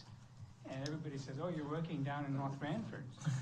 And I said, yes. And they said, well, how's that go? You know, and I said, it's going really well because they hold you to task. You know, they're not going to be bamboozled. They know what's going on, and it's wonderful to work with people that know construction. And you know, to me, yes, I've come home sometimes with bruises on me from meetings. But you know, the point is we want to get the best product for the town. And that's the goal that they have. And I appreciate that as an architect, they support me because we want to hold contractors and everybody to task. And not to say that they don't want to do that work, but that is something that is to be admired about your committee. Having said that, when I was approached about this project, I think it's very exciting. My firm does a lot of similar projects. We do mixed use. We actually have done numerous town hall buildings, community centers. We do a lot of municipal work. And so the idea of developing a town green with the appropriate sort of a master plan to design a space, really conceptualize it, I think is a great idea. And the process is, I mean, there's quite a process to it. I mean, there's programming involved in terms of what do we feel is appropriate to go into the space. Obviously, to analyze the site itself and see how all these different elements of the town center would function together. So really that whole programming phase with input from the town departments and potentially the community, that's all important, and that's part of what we intend to do. So I look at it as a three-phase project. The first one being all this investigation and programming phase. The second phase really then takes the information that we've developed and start conceptualizing into different options. You know, Al mentioned different types of buildings, mixed use, residential. All of that needs to be vetted out so that we look at it in a way that makes the most sense for your town center. And it may morph. I mean, the ideas may change as to what goes in there. Certainly the police station's there. Moving the town hall there makes sense, but what are some of the other assets that you want to have around that? So the next phase will include conceptualizing, not just planning-wise, but also creating renderings so that there's an image that we want to make sure portrays what this community wants as its town center. I don't envision a modern building here. I envision something that's New England, that really represents New England as the town center communities. And again, that's all part of the discussion that will take place. And once we have the concepts together, we will also look at estimates to what it takes. There will be discussions about how these projects get developed. Potentially a developer coming in, do we write an RFP for that developer and have competitive quotes from various developers? These are all things that will need to be worked out. But after we've conceptualized and agreed on a plan, and then the third phase would be really putting a report together that'll be detailed enough to provide to a developer. And in some cases, it may be, for instance, the town hall, if the town hall is there, that building would be a town project, and others, the other facilities out there would be by a developer. So these are details that would be worked out. But, we would, I envision this process taking probably the rest of the year, because we want to go through it methodically, want to give as much detail to it. We want to get feedback from everybody, so that it's not done in a vacuum, and certainly make presentations to the council and to whoever else is deemed we need to go to. It will involve getting approvals from zoning, or at least presentations to zoning, because there may be a zone change required. And so all of that is part of what we're envisioning doing, with an end goal date of December of this year. So I certainly look forward to working on this project. I think it'll be a great way sort of to culminate my work here at North Branford. So do you have an estimate of what a conceptual design might cost? Like in what type of money are we talking about to do that? So, We're doing it pro bono, right? I do have, there are going to be engineers and other things involved. A study like this with that duration, I think, could be fairly expensive. What I've agreed to is a $50,000 fee for the duration of this project, encompassing all of the work that I've just described to you. There will be engineering involved in terms of if we need to get to the level of detail of geotechnical, or to bring the sewer over, what that entails. Those individuals, we would have to work with them and get some fees. I would suggest maybe carrying another $25,000 for that purpose, specifically to see, and you may not spend it all. We may find that we only need a certain amount. But those are details that we would work out, and then as time goes on, report back to you in terms of where we are with the expenditures. Okay. We do, I know there was a prior study done, and so there's a number of studies. So Franny probably has them all in his closet someplace. And we hope to build off of that. So with that, we think that it's quite feasible to get it all done. Yeah, could be savings. Okay. And the end result will be, I hope to do sort of a video flyby of this, of the town center. At the end of it also, you get a really good idea of what the space would be. Okay. Thank you. All right.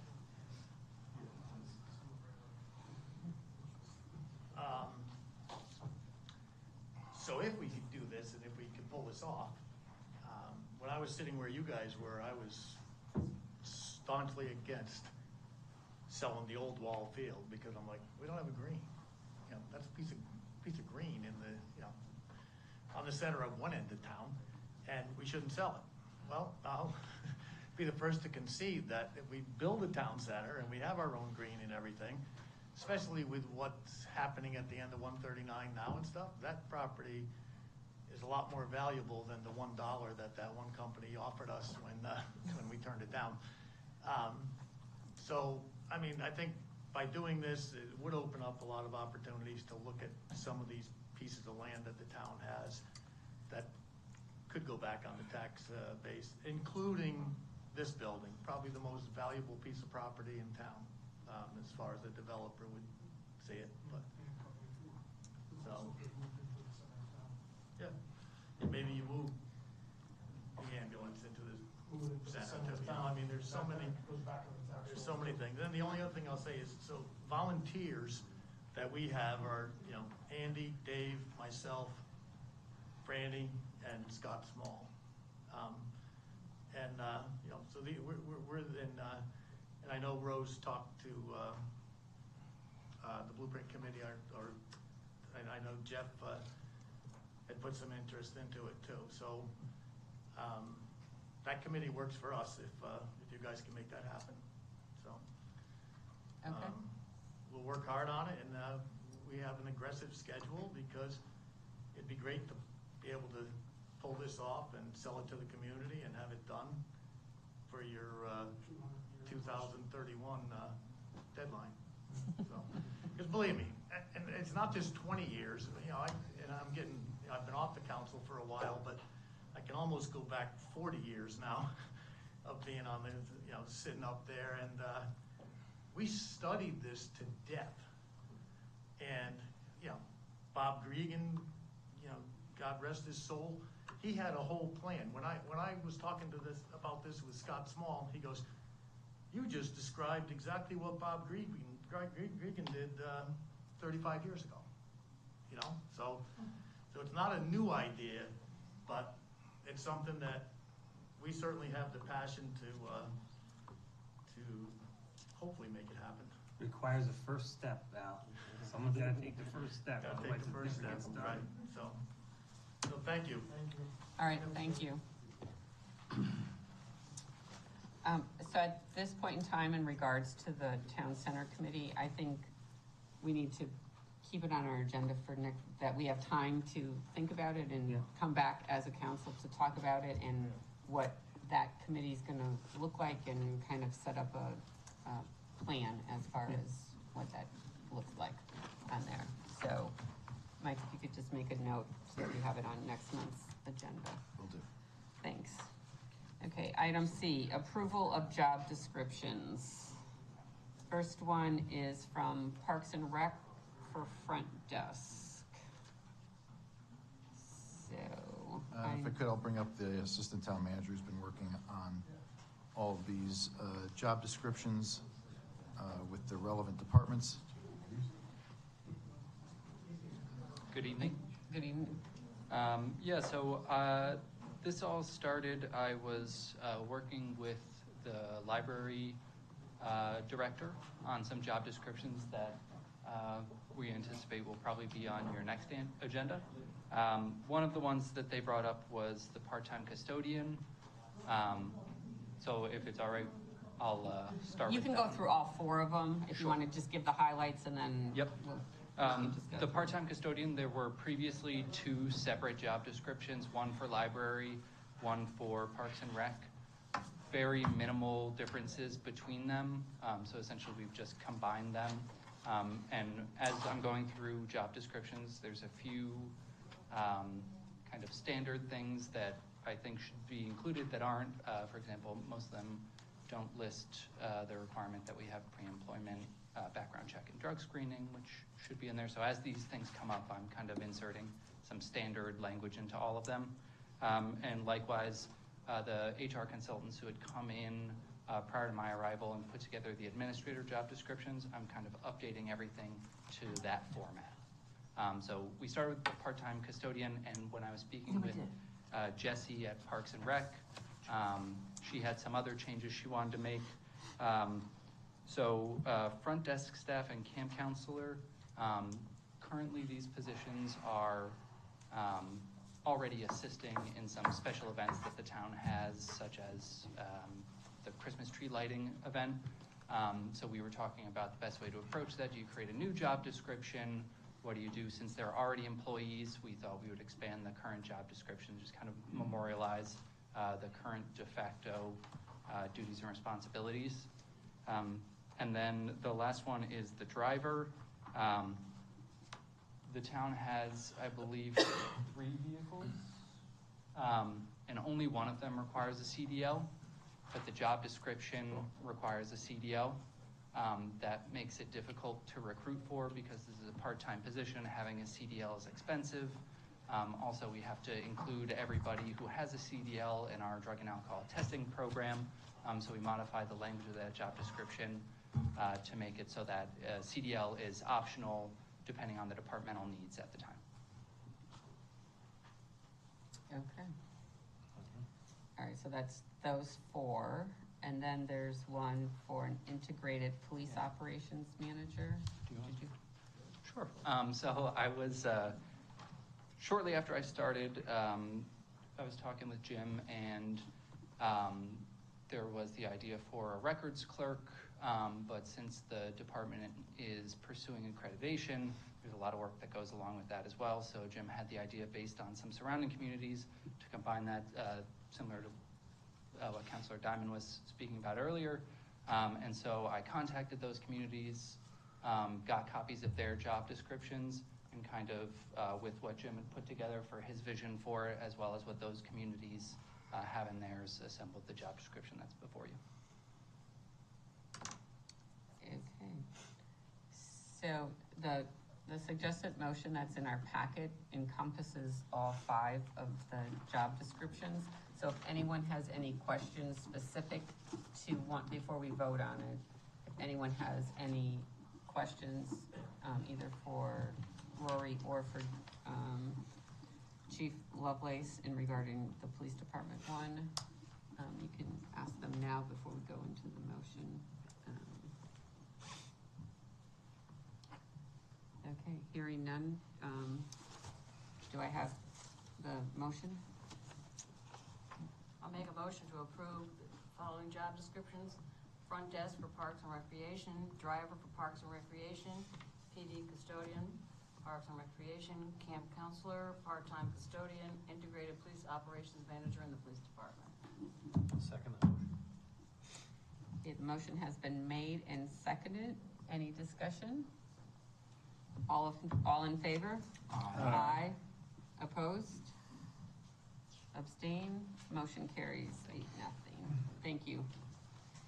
Okay, on to amendment to the merit service retirement plan. Madam Mayor, if you wouldn't mind, I think I'd like to make a plea for mercy for some people in the audience. I think, I know that there's some folks that are here for the ARPA applications, and if it's the council's pleasure, maybe we can move them up a little bit earlier, because I know they've been waiting for a couple hours. Yeah, that's fine. That's wonderful.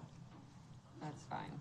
Okay, so we'll move down to item G, which is ARPA project funding. First item is phase 2 of DPW renovation expansion design cost. So Franny, I guess that's you. So do you want to just? Yeah, that's just the second phase. We went through the first phase of it. I think you got that in your packet, part of it. Yes. There's So we allocated the money for the first phase. So the you first did. phase. Yeah, so now we're just finishing up the first phase of this now. We actually got numbers. This is all in numbers. It has nothing to do with if we do any of the work. This is the first shot at it, and then we'd like to continue on going forward to the planning stage.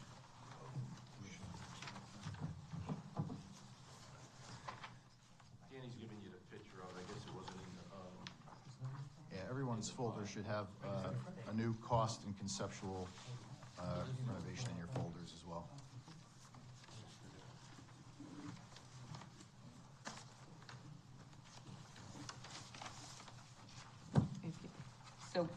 So what is the cost of phase 2?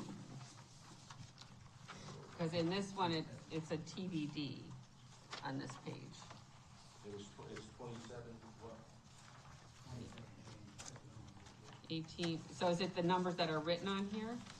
The 18,1, 8,200, 200, 1,100, and 200? That total? That's the second page. Okay. I'm just waiting for Dan to post. I don't have that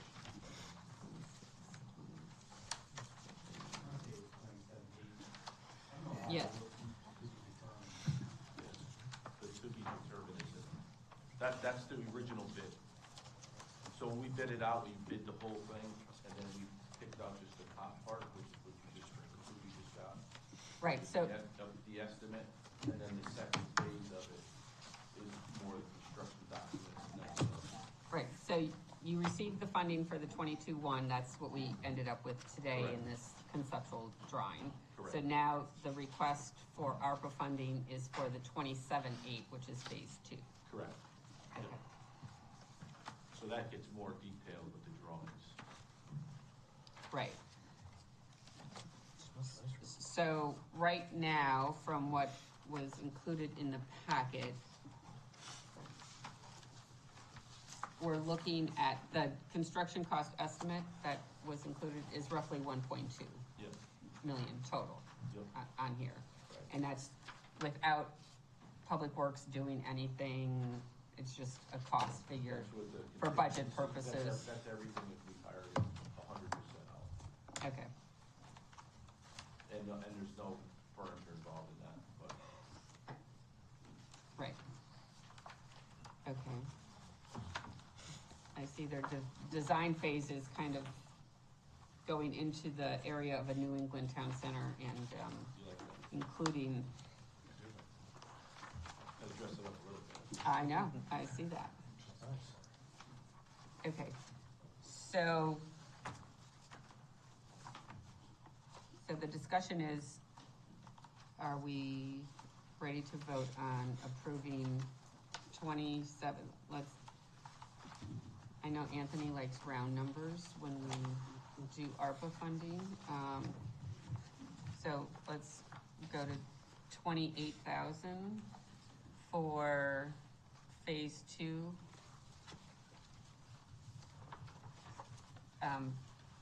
For ARPA funding. So do I have a motion I make a motion. to approve 28,000 for phase 2 for Department of Public Works? Motion to approve 28,000 for phase 2 for Department of Public Works elevation drawings. Second. Any discussion? Okay, all in favor? Aye. Aye. Opposed? Abstain? Motion carries. Continue on with phase 2. Okay. Next item is Board of Education walk-in cooler and freezer. I believe John Florio. Or Scott. I was told John was going to, so sorry about that, Scott. They do. Or is it gonna be a tag team? I'm John Florio. No, thank you. This actually came about at our budget workshop. John's gonna pass out some pictures. Sure. During the workshop, we've gotten to the capital portion of our budget. We have 10 items listed, and one of the top priorities is what you're gonna see in Have to front of share. you is for the refrigeration freezer units at Tucket Valley Elementary School. They are the original units that were there, so Rose, what year was the building built? 1972. So they have withstood the test of time. We have had several problems over the last few years where, thanks to Mr. Florio, he's been able to band-aid and patch and keep everything up and running. But we're at a critical point with these units that they really need to be replaced. We contacted Mr. Downs, who put us on the agenda for tonight. John is here as an expert person in refrigeration, cooling, HVAC, electrical, all of the above. We're asking for the cost of the units. They're off the state bid list. We would put the electrical and the ceiling piece, the roofing piece on our tab. We would estimate that slightly over $500, unless you wanted to round up and include that too. So John's here to answer any questions that you have. Okay, so originally, I saw in the quotes that they're from July of 2023, and it said that the pricing was gonna be held for 60 days, so is that pricing still in effect? I did contact the vendor and the price is still in effect. So that they're gonna hold that pricing on there, okay. And so the things that were not included were, Things that are not included are just small items that we do in-house. We're doing the ceiling work, we're doing any floor repairs, we're doing electrical work. We're using the same wiring, matter of fact, it's gonna be shorter, we're just pulling the wiring back.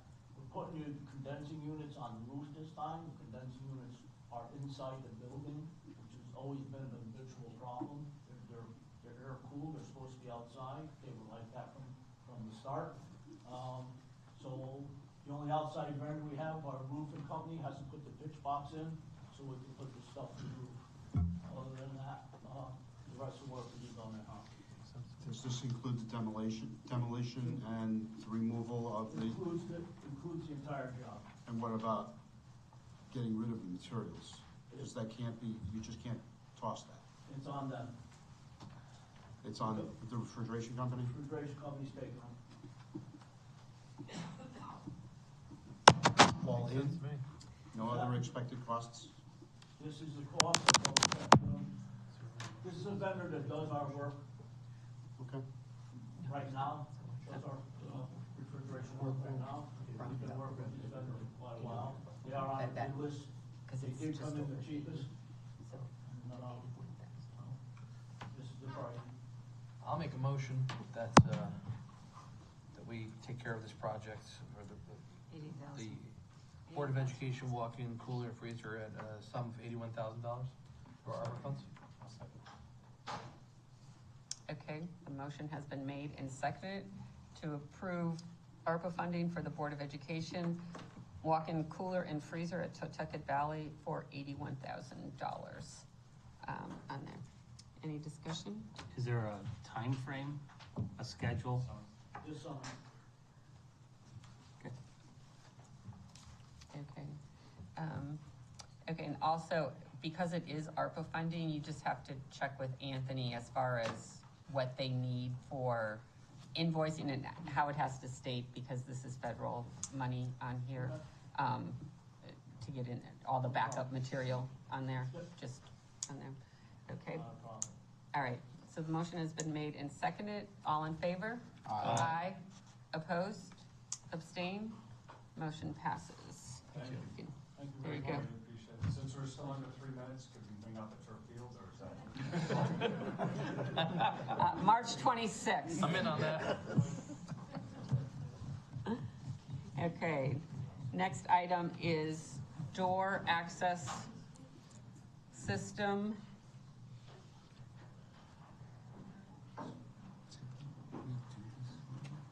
Back before you guys again for the door access system. There was some work that was needed at the libraries based on the door styles they have to accommodate the lock system, totaling. So the shortfall is $4,532.01. Again, to go to Rose comment, round it to $4,535, and this will hopefully be the last time I come before you for the door access system. I just have a question regarding that door access system. What kind of system is that? Open Path is the brand name. Okay, so I raised a question to the town manager regarding that system. Why is it that the police officers don't have access to that system?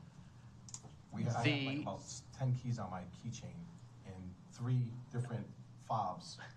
And when we had that incident over at Stanley T with the smoke, I had to fiddle through keys to try to get inside the building. Right. Which you guys have an easy access of punching in the phone and opening the door, correct? The fobs, each patrol car has a fob that gets them into town hall, libraries, Stanley T. Williams, one of the doors. The problem or the concern is that the and ambulance company 4 is not an issue because it's a town building. The concern is the 3 firehouses are privately owned, so I'd have to get their permission to give Craig Miller, let's say, permission to get into the building, which I could do that.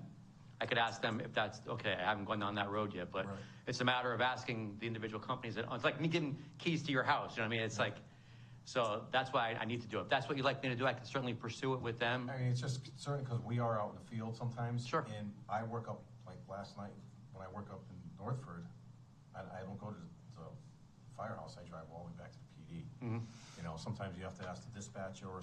Right. I mean, I just think it makes more common sense where sometimes you're even working a road job somewhere, you don't have to go all the way back, you just go right there. Right. You know, I could certainly poll the 3 fire companies if they have any objection to giving the individual officers the key system. It'll be, yeah, I guess it would be, yes. Right, currently, if you're in a police car, you have access now. Right, well, you have to, yeah, if you have the keys. You know, some of the road work cars don't have the keys, so. Okay. I thought Dennis had given keys for all the cars, but I could double check that as well. No. Unless they updated it recently, but no. Okay. Okay, thank you, sir. But I will certainly ask each fire company if they have any concerns about giving individual officers access. Appreciate it, thank you. Okay, there is a motion in our packet. Be it hereby resolved that the North Branford Town Council approves increasing the ARPA appropriation for project 099-013 door access system by $4,535 to account for work needed in both libraries as well as the fobs for the system. Do I have a second? Second. Okay, the motion was made by Counselor Diamond, second by Counselor Miller. Any discussion? All in favor? Aye. Opposed? Abstained? Motion carries 8-0. The last one for ARPA funding right now is Auger Field.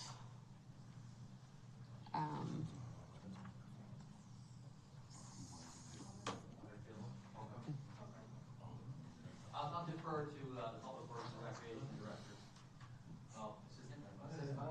Oh, you're passing it off. So, in a nutshell, the Public Works Department met with the rec, POCO leaders, and town manager about what it would take to move the parking to the rear of the Auger Field, where the entrance comes off Totucket Road there, across from Auger Road Extension. So Public Works determined that, well, the whole team sort of determined, but we came up with a ballpark estimate to pave in a road off Totucket Road into the Auger Field, which is in the packet and shown in one of the photos. Right now, it's just a single lane dirt path. We blow it into a double wide paved 30 by 75. We would also have to install a fence with it because that entrance is right next to a resident's property. So common courtesy would be to put a fence there to keep.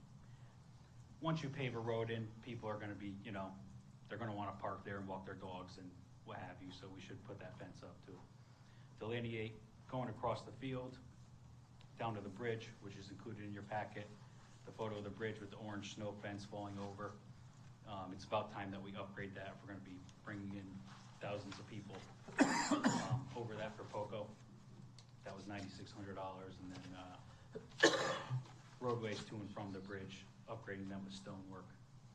So all that came to about $60,000. I could get into each little line item if you want, but. Part of the reason that we're looking for ARPA funding for this is because it's a site improvement beyond the POCO. So as we discussed, people go there to walk their dogs. The property is something that we have that we need to maintain. The bridge is obviously have safety hazards with its current condition, so that needs to be improved for safety reasons, whether or not we're having a festival there or not. If you're allowing people on your site to recreate, you need to take care of the property. The gate and the apron that he's talking about paving in would control access to that site, regardless of POCO, but it provides a block for the PD so that people aren't coming on that site just freely anymore. There would be a gate, and then the fence would protect the neighbor from any resident walking in any time of the year. It delineates the town property. So that's part of why this is coming forward for ARPA funding, but we're happy to answer any questions you may have. And so we did meet the meeting before this with the police department to as to what their thinking was if we moved the parking. So the parking for the festival, all of the parking would be up off of Totucket instead of off of 22. Because we need to bring the shuttle buses and stuff. Last year it was at the Auger House due to construction sites. We knew there were going to be some issues. We had to deal with those. The police department is encouraging us to move the parking to the Auger Field. And if, our goal is for the, 1831 committee and the celebration for our 200th anniversary in 7 years, this is all work that would have to be done in order to, that would be incorporated into that.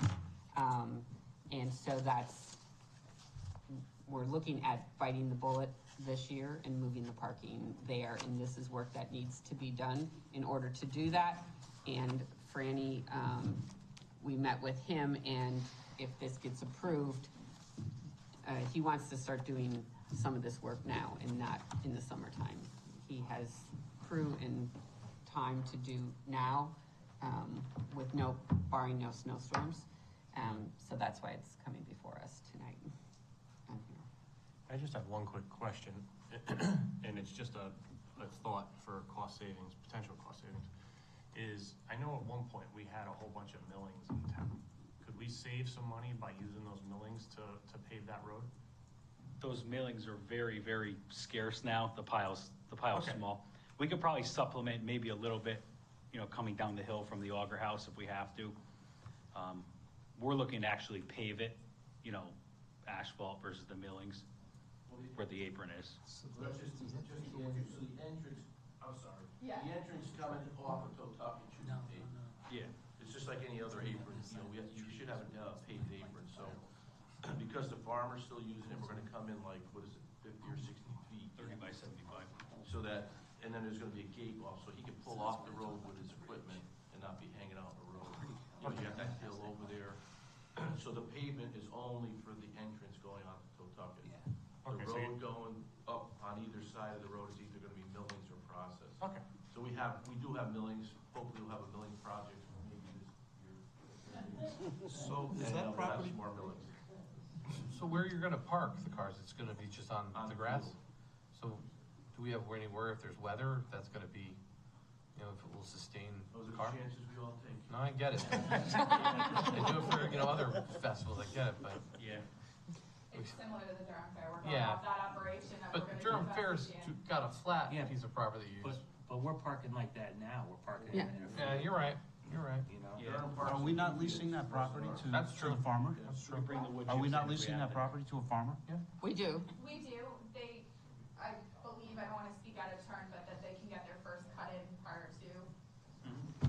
They work with the farmer as far as the timing of the hay. So he gets cuttings in, he knows that we have a couple weeks in there so that and then he goes back. So, We're just putting in a road. well, it's, An entrance and cleaning up the bridge, to be honest. It's an entrance, cleaning up the road a little bit, and then fixing our existing bridge. It's not. It's not just the road, it's a few things. well, Yeah, the it's, bridge is pretty rough. I mean, it Correct. needs some TLC to be more easily passable. You gotta get rid of the troll underneath it and everything else. yes. Yep. Are you gonna change the bridge? No. No, just fix up the fencing. Fix up the fencing. Yep. It's almost like Make it so like no cars can drive through there anymore? We could throw a gate up. In the middle of the night, that's what happens, you can drive through it in the middle of the night. Really? Trucks, oh, yeah. Yeah. Will this stop the motorcyclists, the bikers from going on there? Go around it. You're gonna go around the gate. They always find a way around it. Okay. ongoing problem. Okay, so there is a motion in our packet. Be it hereby resolved that the North Branford Town Council appropriates $60,000 of ARPA funds for the improvements needed at the Auger Field relating to making that area the primary parking area for the Potato and Corn Festival. Second that motion? Any discussion? Okay, all in favor? Aye. Opposed? Abstain? Motion carries 8-0. So I'm just gonna continue on down to the applications for the ARPA profit. We'll go back up to the investment, item E, after we get through some of these that have already, people are here. Right, yep. So we're gonna go on to item H, application for ARPA nonprofit organization funding. The first one is Water and Webb's Waterbird Rehabilitation Center.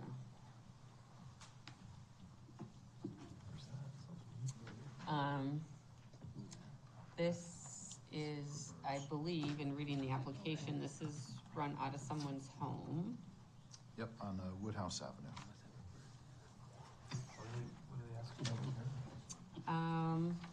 Is there anyone here from that organization? Doesn't look like there are. Okay. Just to be clear, all the applicants are notified that we're doing this and they're invited to participate in this. So.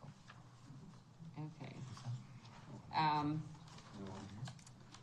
Should we table it until the Yes, meeting? I think we need to table Sure, it, that's just fine. because no one. We have very little on the packet as to what they. I mean, they're looking for $4,000 to do a website to help with their fundraising from reading their application, but I think people have more questions than that, so we'll table this one, Were they in existence during COVID, or is this something new? No, it was vetted by the town manager, Yep, and they were in met. existence during COVID, yes. It's a Waterbird Rehabilitation Center. It's not like feeding horses. Okay, so the next one is for the Totucket Historical Society. And I know we have the co-presidents here from the Totucket Historical Society. So if you would just like to come up and give a very short presentation. Well, just, I mean, we see your application, but if you can just highlight a little bit as to. Hi, I'm Donna Somers. I live on Old Post Road. Well, in our application, you can see we tried to answer all your questions about what we would need funding for. We missed out on a lot of opportunities for fundraising, notably our Tilcon tour, our Colonial Dinner, and one of our holiday fundraisers. And we also had a lot of change in membership during that time. You know, people age out generally in this organization, and a lot of people couldn't come back. So there was a big change in that. So it's been a lot for us to just try to get back on our feet. When Mary Ellen and I came on in 2022, yeah, it's been a reorganization mostly. So we were asking for, I think it's $8,400. Yes. Because that's what we estimated going through our past fiscal year budgets on the deficits that we've been running. Okay. And all of the buildings are owned by the town, That is correct, yes. So we are, we have 4 buildings. The little white gas station, which is behind the Miller Barn. The Miller Barn is also one of the properties that we have to take care of. The Reynolds Beers House, which is on the Atwater. All of those are on the Atwater complex. And then up on the Edward Smith property, we have the Little Red Schoolhouse. So yes, all of those are owned by the town, which we lease for $1 a year, but we are essentially the caretakers of the interior aspects of the buildings. So it does, you know, we are responsible for all the cleaning of the inside, especially the barn. You know, is a lot to take care of, and we are an all-volunteer organization. And you carry your own insurance, or are you on the town's insurance? We are not, I believe, on the town's insurance. No, not at all. So we are actually looking, that is something we would like to work with the town on to see if we could piggyback on some town insurance. Another thing that I personally would like to see happen is that the Atwater Library Complex electricity is provided through the solar grid. I don't really know all the terms for these things, but we're on that property too, and it would be a huge boon to us if we didn't have to pay an electric bill or had a greatly reduced electric bill. But I know that's not part of this proposal. But all of that being that we are on all of these town properties that. I would just say that this is kind of the spirit of what ARPA was put together for. These very type of organizations that missed out on the ability to have the very events that you'd indicated, the colonial dinners, the tours, the walks, the different things that they're able to fundraise with. The whole purpose of ARPA was part and parcel to help these type of organizations that, of course, also augment municipal projects. To me, this is the spirit of why we've gotten this money in the first place, and it's where it should be allocated towards. So I'm in full support of that. Okay, so the question becomes, as we saw, we gave $5,000 to All the King's Horses Equine Rescue, which was less than what they had asked for. And part of the reason is that applications were just starting to come in. And we don't know how many are going to be coming in and what they're requesting. And so we decided on a lesser amount for the horse rescue. So are we thinking of giving the full $8,400 here, or are we doing a lesser amount? And we can always come back, which is what we did for the horse rescue. You don't have to apply again. We have the application. And once we close off accepting any more applications, we can always go back and So are you planning on doing your fundraisers this year? Yes. So you will be doing your fundraisers? Yes, we will be. But this is for back. We went for a number of years without any fundraisers, so we're still Totally trying with you. to catch up. Yeah. So maybe we should ask for 15. We're going down. I know. Yeah, we have to make it logical, right? Right, and it was like, we gave the King's Horses, like 23% less, roughly. Cause they won like 6,500 or something, or it was an odd number, actually. 63. Yeah, right, so maybe like 20% less. So if we're just trying to make logic out of it. $7,000. Yeah. Madam Mayor, just for your knowledge too, to date, I have received no further applications, and I know at the last council meeting, there was discussion about us setting a deadline for, I think it was like April 1st or March 31st we were talking about, and I think based on what I'm seeing, we're probably gonna wanna go forward with doing that. But just so you're aware, at this point, there are no other applications received into us at this point. Okay. Okay. So, is there a motion? Did you come up with a figure and a motion?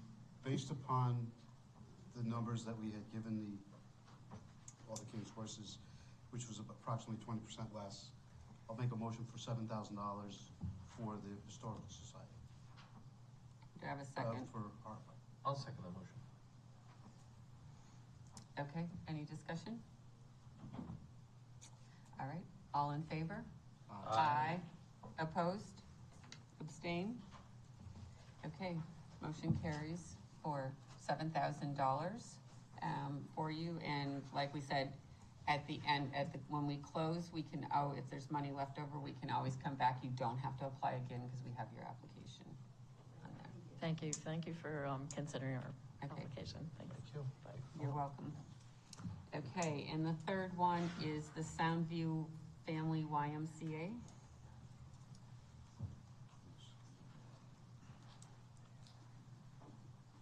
Good evening, everyone. My name is Amy Wiltsey. I am not a resident of North Branford. I am from Stratford, but I am the Development Director for the Central Connecticut Coast YMCA. Soundview Family YMCA is one of our branches, and it is located in Branford. However, it serves East Haven, North Branford, Guilford, Branford, Madison, and all the residents there within. North Branford, I'm happy to say, this past year had 222 family units that are members of the Soundview Family YMCA. That is collectively of an entire family, so that can range from 222 people up to 1,100, depending on how many people are in their house. So that's how much our branch services members here in North Branford. I'd like to introduce one of our members and our board chair, Crystal Esposito. Crystal has been involved with our YMCA for many, many years, and her children have also gone through our program, so she's here tonight to also speak on our application for ARPA consideration. So I did want to bring to light what ARPA was intended to do, but it sounds like you all are very well versed in that. And as a nonprofit, we suffered greatly. We had to close our branches, we had to close our programs, and in doing so, and in good faith, we stopped our fees. So we stopped revenue, basically our membership fees, to make sure that the members of our community felt supported through program service, but also fiscally supported, right? Because everybody was going through that very rough time. However, we didn't stop working, and we didn't stop serving our community. We had Operation Compassion, if any of you have heard of that. We made sure that the members of all of the communities we serve had groceries delivered to their house if they were transportationally challenged, if they were fearful of going to grocery stores. We expanded our camps, not only just not closing them, but we expanded them into local elementary schools during those summers. And we made sure that we had virtual learning centers so that all of our children were remotely learning, had a place to do that while their parents continued working, especially our first responder families. So you can see in our budget from our application that we have closed our last 2 years in a severe deficit. But one thing that we stand true to is we never tell someone no. So we are there to keep our promise to serve all, and the requests for financial aid continue to rise. And we don't want to send anybody back without a financial aid award if they so need so. I do want to talk a little bit about something that's not in our packet that has risen since we applied, that we'd like to bring back to life here in North Branford, and that is our YB Fit program. So it was a partnership with the health department, the Soundview Family YMCA, and your North Branford intermediate schools to make sure that teenagers at those ages are cooking and eating healthy and involved in water physical fitness, and they would get 3-month membership in order to do this through that partnership. So that's just an idea on top of the financial aid that we award families that can't afford programming, of how ARPA funding would be spent within your community. And I'll hand it to Crystal if you'd like to hear a little bit about her testimony or have any questions as a mom and board chair. So I could just talk a little bit about YB Fit. So North Branford will bus the students over to the Y for those 3 months on select few days, teach them how to cook, teach them how to use the facility, and offer the free membership to the whole family with hopes that they enjoy working out as a family and then become members after that. So it's something we have done in North Branford, but it's been about 4 years since we've had it back, and we do have it in the town of Branford. So, thank you. And you are a resident? Yes, Crystal Esposito, 174 Sea Hill Road. I do live in town since 2011. Thank you. So I'm a proponent of the YMCA. I'm a member, my family's a member, we utilize it.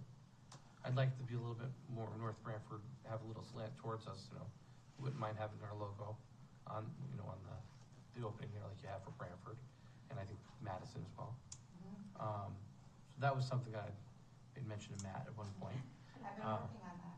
Good, and I love that Matt's new director over there, he's doing a fantastic job. He's a very personable guy, a lot of energy. He apologizes for not being able to be here. He would be, but he is announcing swim meets in Ohio. No worries at all.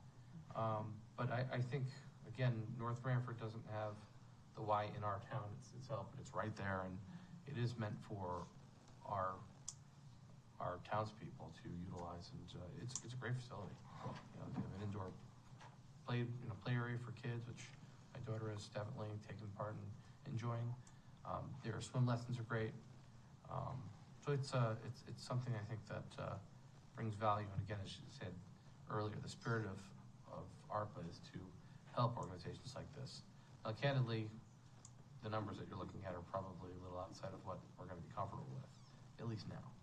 Not to say that it wouldn't change, but I would support some funding towards your organization with the notion that we want North Branford to be a little bit more present and thought about for the Y in the future. And that is in the spirit of bringing back YB Fit. It ended during COVID, and we'd like to see that back as a good partnership. So I know that you received funding from Branford through their what they had allotted for their, nonprofits. Branford did receive substantially more money than North Branford did in ARPA funding, and they allocated substantially more money. So I'm, based on what you received from Branford and their total pot of money, comes out to somewhere probably around, 25, 30% of, because Branford had like $300 and some thousand they allocated to nonprofits. That's a combination, just so you know, of Branford and Guilford. What? The amount that you read in the application, that's a combination. What? It's not just from Branford. It was Branford and Guilford ARPA funding. So they both There were did two separate applications. They both 7,500? awarded us. 15,000 came from Guilford and 25,000 came from gotcha. Branford. Oh, okay. So, yeah, so 10,000, asking for 10,000 and we only allocated 50, that's 20% of our funding, which is a lot, to give, in my mind, to initially give to the organization, considering the amount of money that other towns allocated out of their pot, which was much larger on there. So I, am not in favor of the $10,000. I am looking at personally somewhere, around $3,000, $3,000 to $5,000. I would be comfortable with, but that's just my opinion. Someone else. No, I tend to agree. I think we'd have to see more partnership with North Branford to make more sense. Like, for instance, we don't have our own pool here in North Branford, so it would be great to couple your aquatics with our Park Rec folks. And we have some great Park Rec folks, and I'm not gonna steal, this is something they had made mention to me. It's not something that's coming as original thought from me, but they had made mention to the fact that they would like to see that, as I was talking to them about my experiences there. So again, a little bit of feedback as we're considering the application. I think if it was more North Branford forward and we felt that there was more going on, I think it'd be easier to allocate more dollars, right? But being, I'd be comfortable with $5,000, I think, for now, and then we consider, more as the pot. We may increase the pot as well. Your application's already in here. Just so you guys know, we've had this conversation with some of the other people that have come before us, is because our pot that we're drawing from is so small, we want to allocate conservatively initially, and if the applications keep on coming in as slow as they are, and we have money left over at the end, we want to revisit all the people that we've already given money to and potentially allocate more money if the additional applications don't come in. So that's something we're keeping in mind as well. I would just like to touch on the partnership with North Branford. So what we are doing is a junior board. So we're meeting with the principal from the high school. This is already in place to have one junior and one senior from each high school to represent the 5. So they will attend our board meetings. So I am the chair for that branch. So it's sort of a student government. So that is one partnership that we're working with. So I just thought I should have that. Well, that's good to know. Thank you. Okay, do I hear a motion? I'll make a motion to extend $5,000 of ARPA funding towards Townview YMCA. Second. Okay, motion has been made and seconded. Any discussion? All You're in gonna feed favor? us, right? After they cook, they're gonna bring us food. Yeah. Okay. All in favor? Aye. Opposed? Abstain? Motion carries. Thank you very much. And don't forget, we're 4.4 miles from here, so you can come Right, so visit they us can come anytime. and feed us. Thank you, guys. Appreciate you. Okay, we're gonna continue on with item I, grant application, deep recreation trails.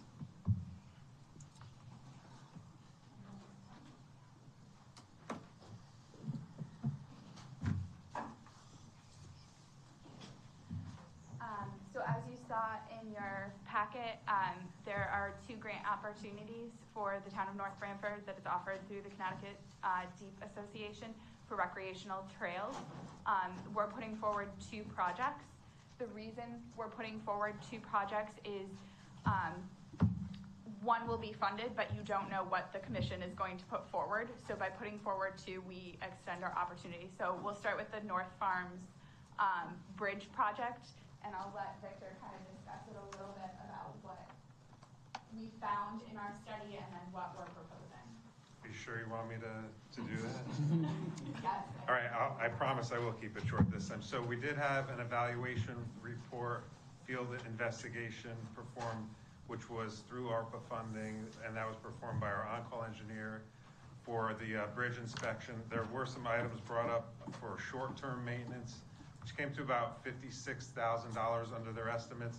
The long-term maintenance was quite a bit more, and I think it was mainly the painting component of the bridge, being that it's over the Branford River. There'd be an encapsulation process to it all, and it's just a much more involved process, and that's around $300,000. I think our estimate, I don't have the number right on top of my head for our estimate, which did include some of the the match funding that would go with this. So some of the labor and equipment could be through town force labor and equipment. There's also construction administration through myself and Parks and Rec. Public outreach could be via website or town meetings.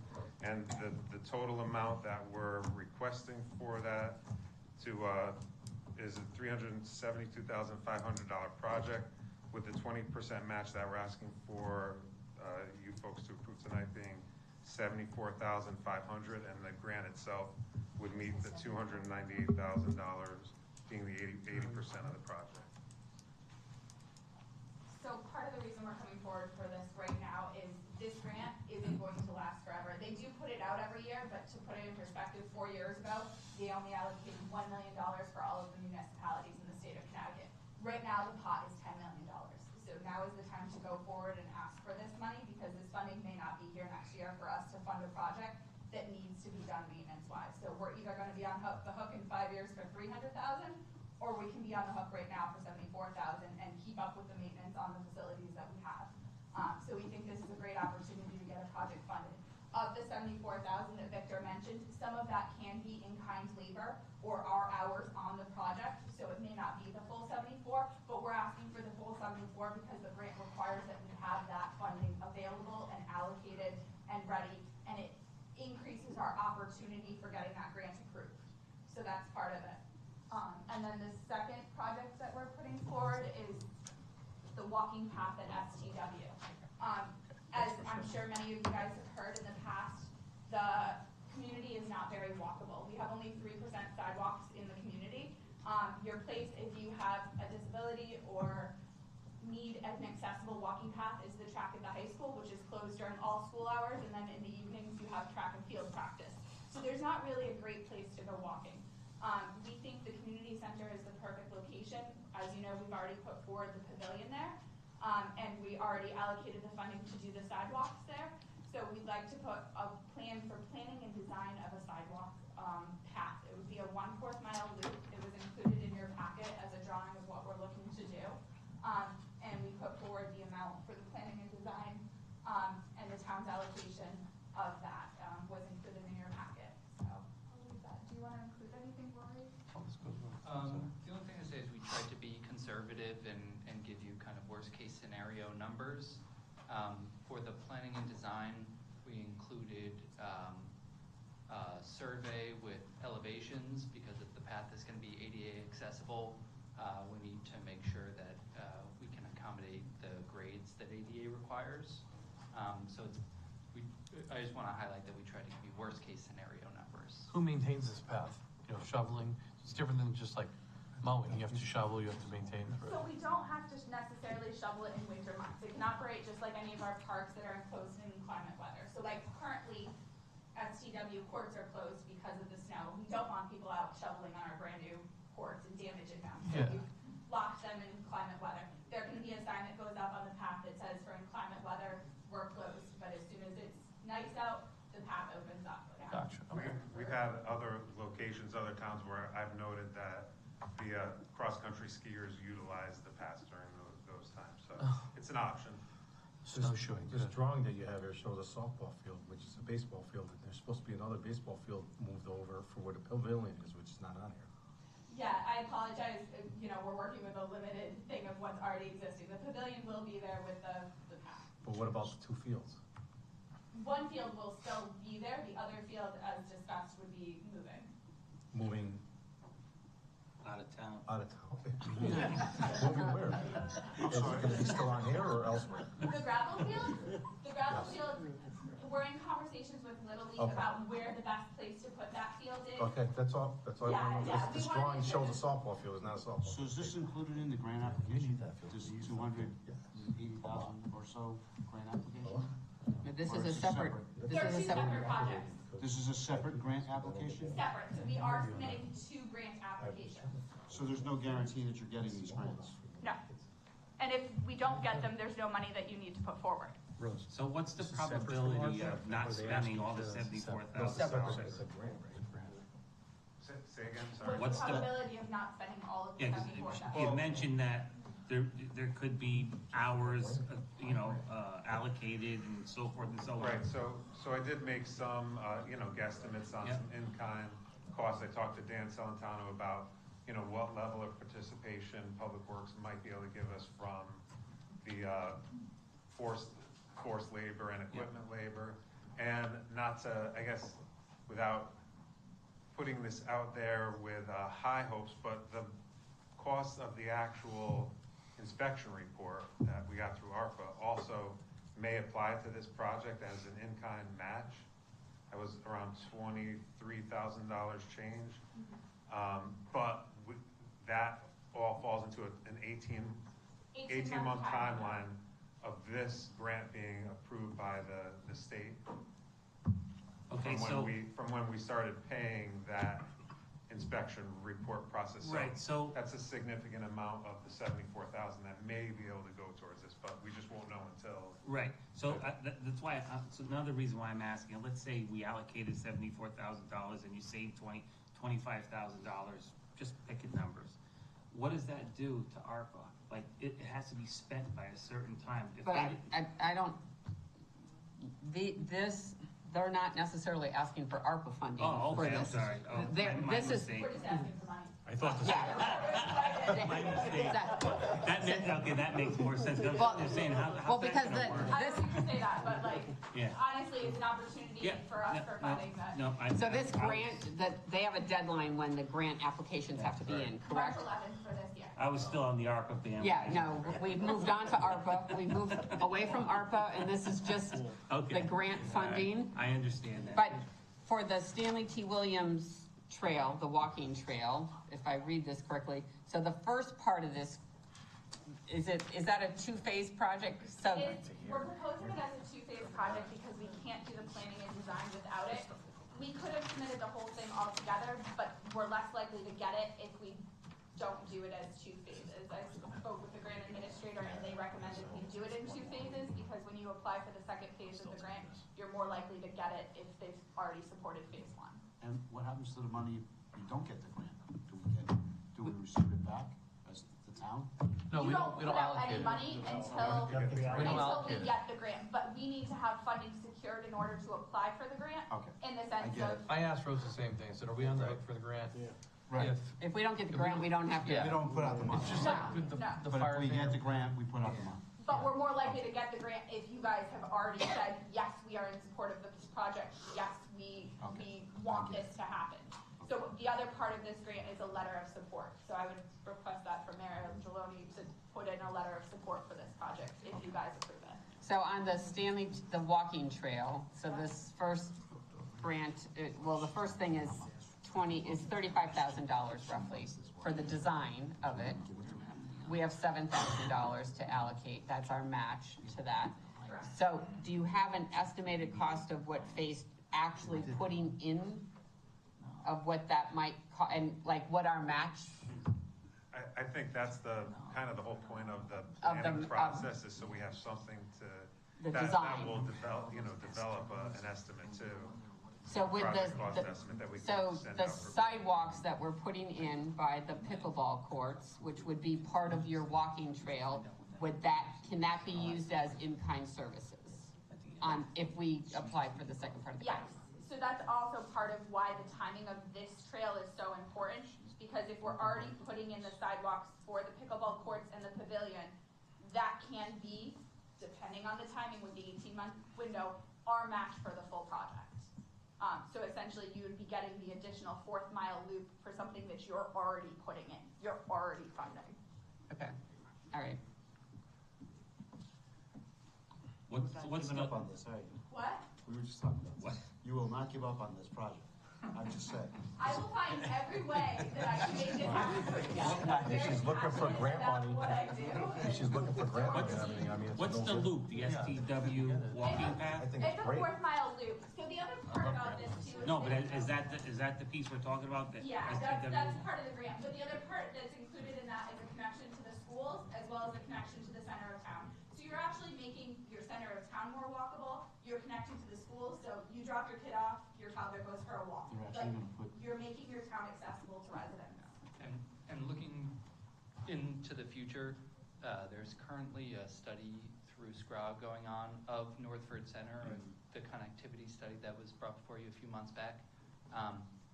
The next phase for that, depending on, how it comes out, would be a connectivity grant to maybe make some of the changes that are recommended in that study. So by making strides to increase connectivity elsewhere in the area, that would be kind of fodder for that grant application down the road, if that makes sense. Did we talk about the bridge? Well, that's the first part. That was the first part that Victor talked about? Sorry, yeah, I have two. So that would Just be the to road. Kind of all blended together. To follow up on what Rory said too, is that success, and I think that this also may have come from the grant coordinator, but success in this grant cycle, the Recreation Trails Grant, makes it so other projects that we may present to them in the future make us more likely that they accept those projects too. So ultimately we said, well, eventually this is gonna get us to the point with if we're calling it the town center project, or, walkability trails around that type of project too, will also be something that we could look to for this grant to support that project, if we have early success on it now. I would say this smaller 1/4 mile project is the small entry-level project that we're looking for to get into this, to try to get our foot in the door with this grant cycle. Okay, so I didn't see any motions in our packet, so what do you need from us for tonight? There should be a suggested motion. Where? in the memo. Second page. Way in the beginning? Yep, of it? page 2, bottom. Okay. Yeah, that's a lot of information.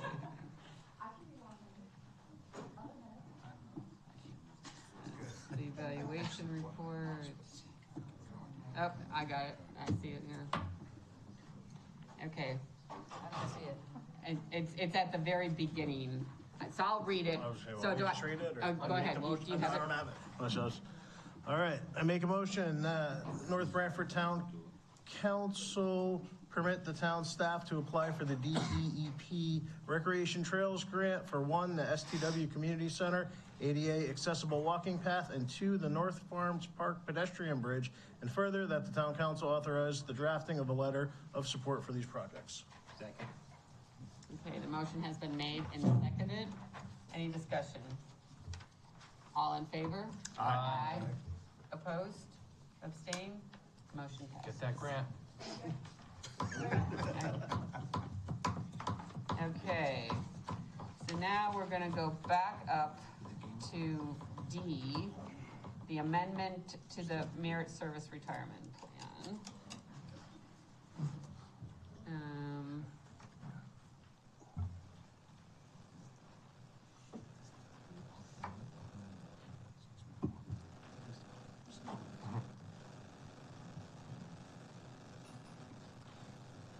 Page 51 in your tablets, okay, so you got lost. Well, on if you page. can find a page You number. can It's not so easy, you scroll and scroll. It should be like a go-to or something like that. Well, there's no No place. There's no box to say go to or search. So what you have, you want to wait a second, or you? No, you can start talking. Okay. I'll just- So what you have in front of you is a concept that came out of the Fire Commission, went through the Pension Committee, and because it involves a language change to the pension documents, has to be sanctioned by you folks. So basically the premise is the Fire Commission is trying all they can do to maintain a volunteer fire department for the town of North Branford.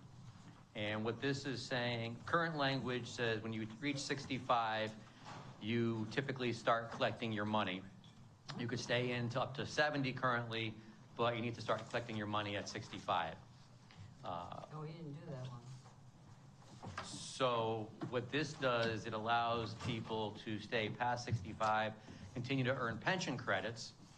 And as you see from the analysis that was done by Milliman, our actuary, by allowing folks not to take the pension money, the time value of money, the money stays invested, it actually could result in a lower cost to the town. So it's basically a win-win. It allows the volunteer firefighters to stay past 65 and earn credit.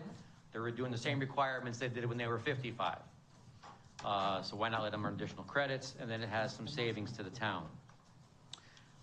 Regarding the savings, you notice in the motion that was made by the pension committee, because the whole concept is speculative at this point, the motion from the pension committee was to endorse this change onto the council, but to instruct the fire department to fund it at the baseline level. So instead of the 375 and change at the baseline level is, the thought was to bring it down to the 340, 307. However, the guidance from the pension committee was to fund it at the 375 level. Again, until we get some years of experience, see how many folks actually stay past 65 or work past 65 or start the money at 65. You still have the option, if you want to start at 65, you can, collecting your money. Some folks will opt to against it. So again, the premise was to do whatever they can to retain a volunteer fire department in town. A long history, as all you know and appreciate. This did go through the Fire Commission. It was blessed by the Pension Committee to pass on to the Town Council. And the motion you have is on page 51 of your tablets. So this makes a lot of sense for the town. We have folks that have spent a lot of time, not only achieving, what do you want to call it? Fire 1, Fire 2, different Certifications. Yep. Certifications, thanks, I couldn't get that word out of my head. And they want to continue to help the town. They have a great deal of knowledge. As Anthony has indicated, the goal here is to keep a volunteer fire department in place, which I think Ron can agree is invaluable, having that. And I think the rest of you can agree that they've done a great job for this town and continue to do. This is not a big ask, and I think it makes sense fiscally as well, being that the projections look like they're skewing in the right direction. So I would put my full support behind this. We really talked through this in Finance Subcommittee, and the ins and the outs, and then again talked about it in pension as well, which I chair, and we had a lengthy conversation about it. So I would make the motion. Anthony. Okay. Can I just ask you? Yeah, of course. Sure. So what are the limitations for fire? Currently, they have to. Currently, they take their retirement at 65. Currently, they can start collecting their money at 65, and currently they have to leave at 70. Okay. There's been discussion. There's two facets. There is the guy who's like 67, 68, right? Who's still doing the same work that he did when he was 55. Yeah. He's not getting any credit for it. So this gives him credit for those additional years. He's deferring getting his pension. He's still earning pension credits, and what the actuary has determined is, by the time value of money, but him not taking the money at 65, it allows the pension plan to grow and actually reduces the contribution the town needs to make. Compounding interest. Compounding interest. What's required, whether you're 25 or 65, there's an annual physical you have to take and pass. Yeah.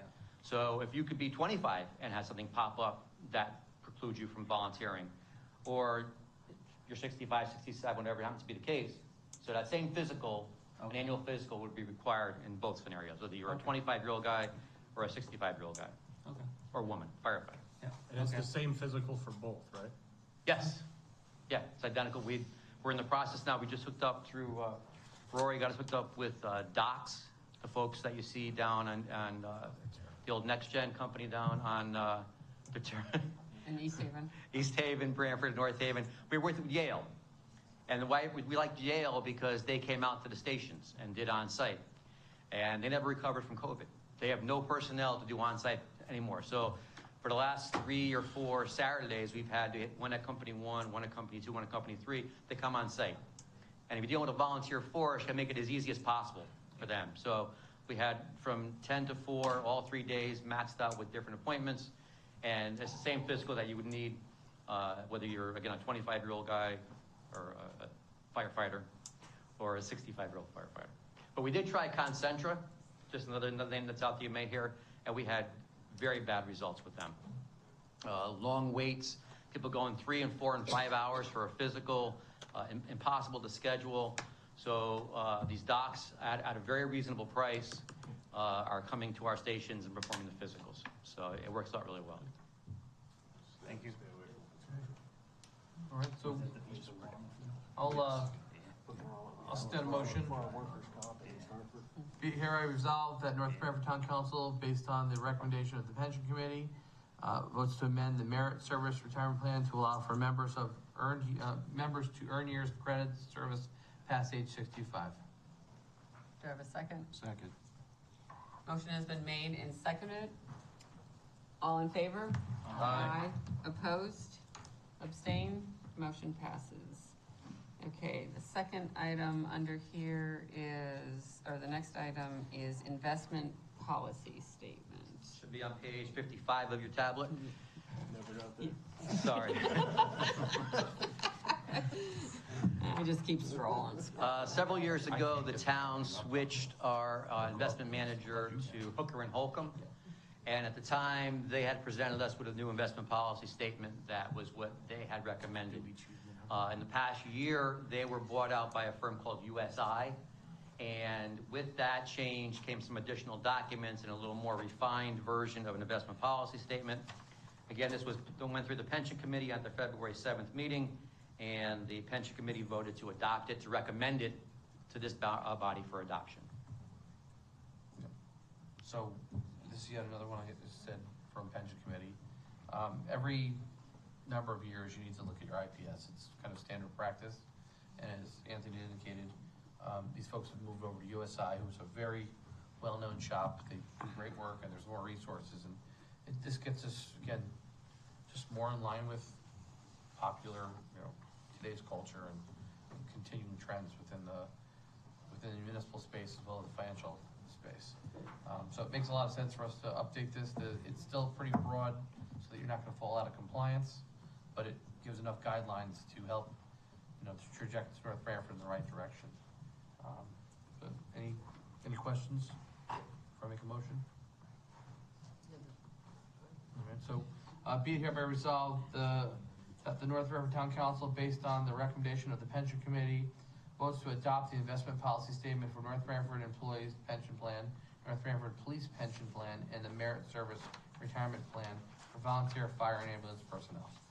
Second. Any discussion? All in favor? Aye. Opposed? Abstained? Motion carries. Okay, and the next item is review bid specifications for bid number 24114, portable toilets for Parks and Rec and BOE. So, do I have a motion I'll to make a approve? motion to approve bid specification for bid number 24114 portable toilets for parks. Second. Any discussion? Just for clarification, this is, the contract will end for our current use of the portalets in June, so this is just in preparation for what we'll do for the next fiscal year. But I saw the dates were like July to March, and then after that, they went annual March to March, which I didn't quite understand. Not sure about that. Why, what was significant with the March dates? And maybe it was just I don't because, know, it might have been based off the prior contract. because some of them might not. Yeah. Might not. Okay. I'm gonna take that Michael Fumiati when he put this all together, just went off the other bid specs, so we'll just go with it. Okay. All in favor? Aye. Aye. Opposed? Abstain? Motion carries. Okay, now we're on item J, appropriation transfer for revised Branford bill for wastewater.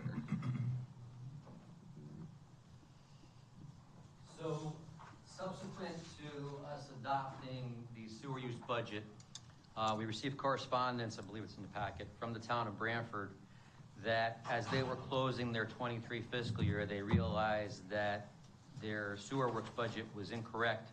They had not included employee benefits.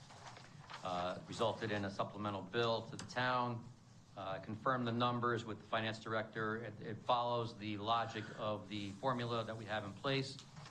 So in order to accomplish that and cover that, town engineer, Mr. Benny, is proposing the transfer you see in front of you, which basically takes $51,275 from the other purchase service account and moves it to the intermunicipal Branford to cover that bill. And how Mr. Benny's going to fund that, or there were some items that he was planning on doing with that money that he may have an alternative source to look at doing. He's been advised. Okay. I'll make the motion, resolved that the North Branford Town Council hereby approves the following appropriation transfers as recommended by the town manager and treasurer finance director. I'll second. Any discussion? All in favor? Yeah. Oops, oops. So, Anthony, did we have a similar problem last year? Negative. Okay. I'm good. Okay. All in favor? Aye. Opposed? Abstained? Motion carries 8-0. Okay, so the next item is contingency transfers. Conversion, first one is conversion of fire alarms to cellular. So a long time my tablet died. What, your Chromebook? No, look at you. Be that way. Historically, we have relied on copper lines through SNET, Frontier, and the like for our fire alarm systems, with a backup line for Comcast. The premise was always you had two ways out in case one was failed. The new NFPA regulations allow for the use of cellular as a means to get the signal to the monitoring company. So this is going to allow us in multiple places around town to eliminate the Comcast costs that we have. We're looking at ways of changing the buildings that we provide TV service for, namely the firehouses, doing some kind of streaming methodology, taking some strides to lower the cost. So what this is basically, we have a cost to, the firehouses have been kind of done one at a time over the past few years. This takes the last 4 buildings. It's the town hall, it's the 1675 Fox in the former senior center, it's the 2 libraries, and the hold-up alarm for the tax department, and converts them all to a cellular-based product versus a landline-based product. Do you want to just do the cyber security, because I see they're both on the contingency appropriation here, so. We actually could, that other one could have been actually another, or could have been item I think, if you wanted to do contingency for that one. You made it P, or O, whatever the laptops, contingency also, if you want to get them all in there one shot. So the SCROG that we belong to has engaged a firm to do a cybersecurity audit. And as you know, in this day and age, just look around, we're all so vulnerable for cybersecurity. All it takes is one clerk in one department clicking on a bad email and the whole network is shut. Nothing you do is ever going to prevent that. You could spend millions of dollars, try to do the best you can for security, but your weakest link is individual people who could pop open a bad email. So what this initial phase 1 audit does is it leverages the power of that SCROG has initiated and is putting forward towards that cost. And it will identify things in our system. We did a similar audit when the last presidential election was. The National Guard came around and did an audit of our primarily election function at that time, and found, we had glowing reports of our cybersecurity. And again, it's all kudos to Dennis Panone, who's our consultant, that really has us in top condition. So this phase one will go through in a little deeper dive, identify potential weaknesses in our cybersecurity situation, and may lead to phases 2 and 3 down the road, which we may opt to do, may not opt to do. This will give us at least a roadmap to do that. And again, it leverages the power that the, what page it's on in the tablet? 205. Thank you. Beautiful. So you see the 6875 that we're looking for.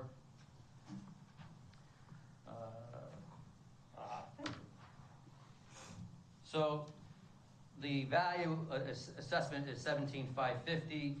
They knock off a discount. There's matching funds. So our net price is 6875.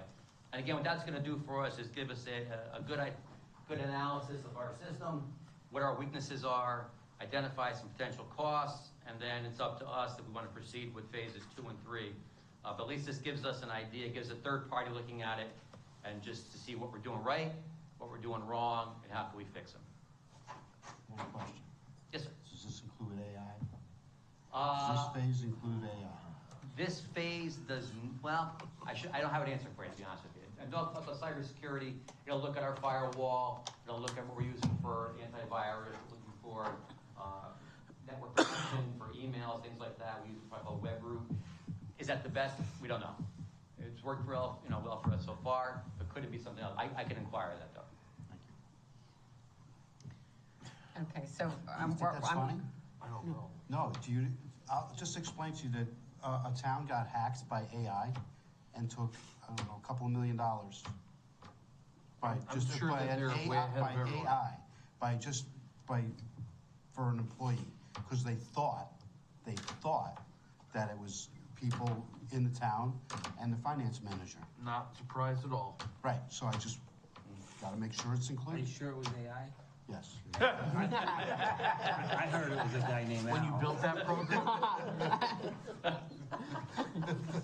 Do you want to include the third one there too, or no? Yeah, we're going to move item Q, the laptop purchase, up to, since it's a contingency transfer, we're just going to throw it in there. So as Mayor Angeloni mentioned earlier, there was some concern over the current hardware that you folks have, and I know that there's varying levels of technological savvy, let's say. And some people are Apple people, Mac people, some people are shaking their heads, some people want a laptop, some people want a Chromebook, some people want a tablet. No one's Chromebook. I found page 205. 205? I did. It's right there. So, one of the thoughts was, do you want Dennis to come to a meeting and poll you and say, okay, what are you trying to accomplish? And then back into what you think the appropriate vehicle to get there is. Or we can just jump right in as the cost you have in front of you. We've worked up some numbers, what a cost estimate would be to buy the laptops with touch screens that you're all familiar with, styluses.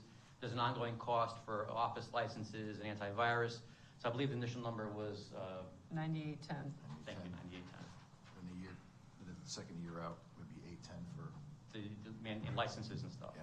Which we can build into the budget the second year out. That is correct. On there. So those are the three contingency items that you have. You have the switching the alarm systems to cellular, you have the cybersecurity audit, and you have the money for the laptops. That's $19,985, correct? Yes. Yep. So do I have a motion? I'll make a motion that be resolved that the town manager is hereby authorized to appropriate from reserve to contingency account 1,000, et cetera, for a total of $19,985. Second. Any discussion? Is there a cheaper way to do it? A cheaper way to do? Do you want these? Well, You can get light prints. I mean, I'm okay, I'm okay with it, I'm okay with an iPad. Oh, you just found 205. Yeah, I got the 205. Page 205. If you No, want- I'm if you serious. wanna I mean, keep- that if you wanna keep your Chromebook. $19,000. No, the computers is 9810, is What's that? That was three things, that wasn't just. It wasn't just the computers. 9810 is for 9 laptops, the licenses, the carrying case, the wireless mouse. Well, the reason why another reason why I'm asking that is, do we need a computer to look at an agenda and back up data? I'm just asking the question. It's just, I mean, I think- There's various ways you can get there.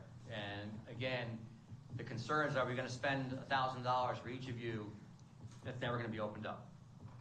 Or is that the best thing you want? Or some people want a tablet. I mean, Right. so there's no one size fits all. Right, no, yeah, no, I understand. So that's where we are.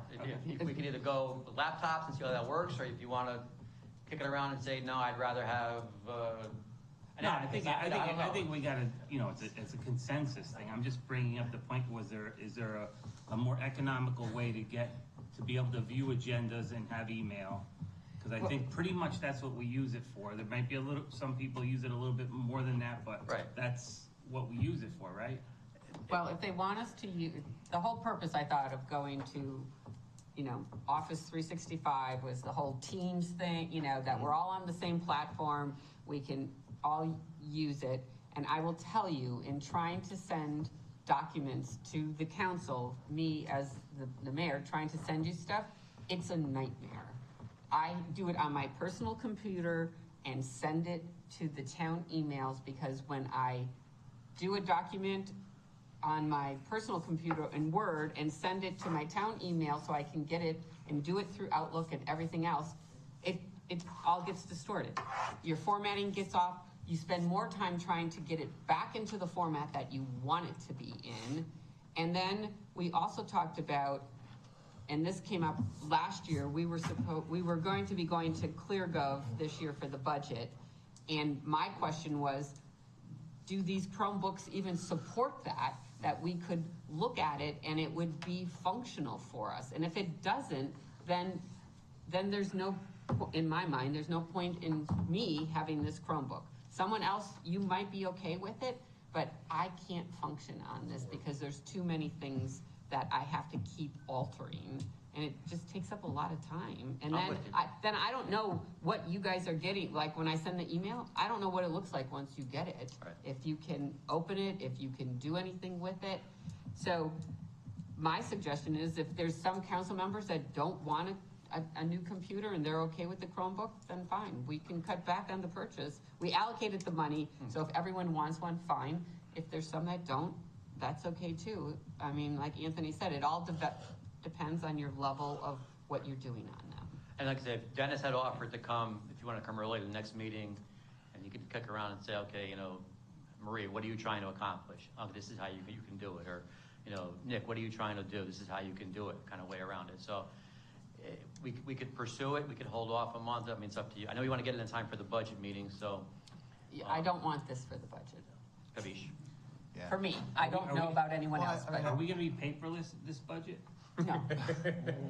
Well, I thought we were. we're striving to get there. Okay. We can do that. We can do it on a yeah. We'll get there somehow. Okay. You won't get a thick notebook. We'll scan them and we'll have scanned documents. Streamline it. 700 pages of scanned documents for you. So that you can scroll and you won't be able to find the page number, so you can just scroll up and down the whole night trying to find it. I totally agree with what you're saying. I find that laptop, I bring my own laptop because I can't stand that Chromebook. Yeah.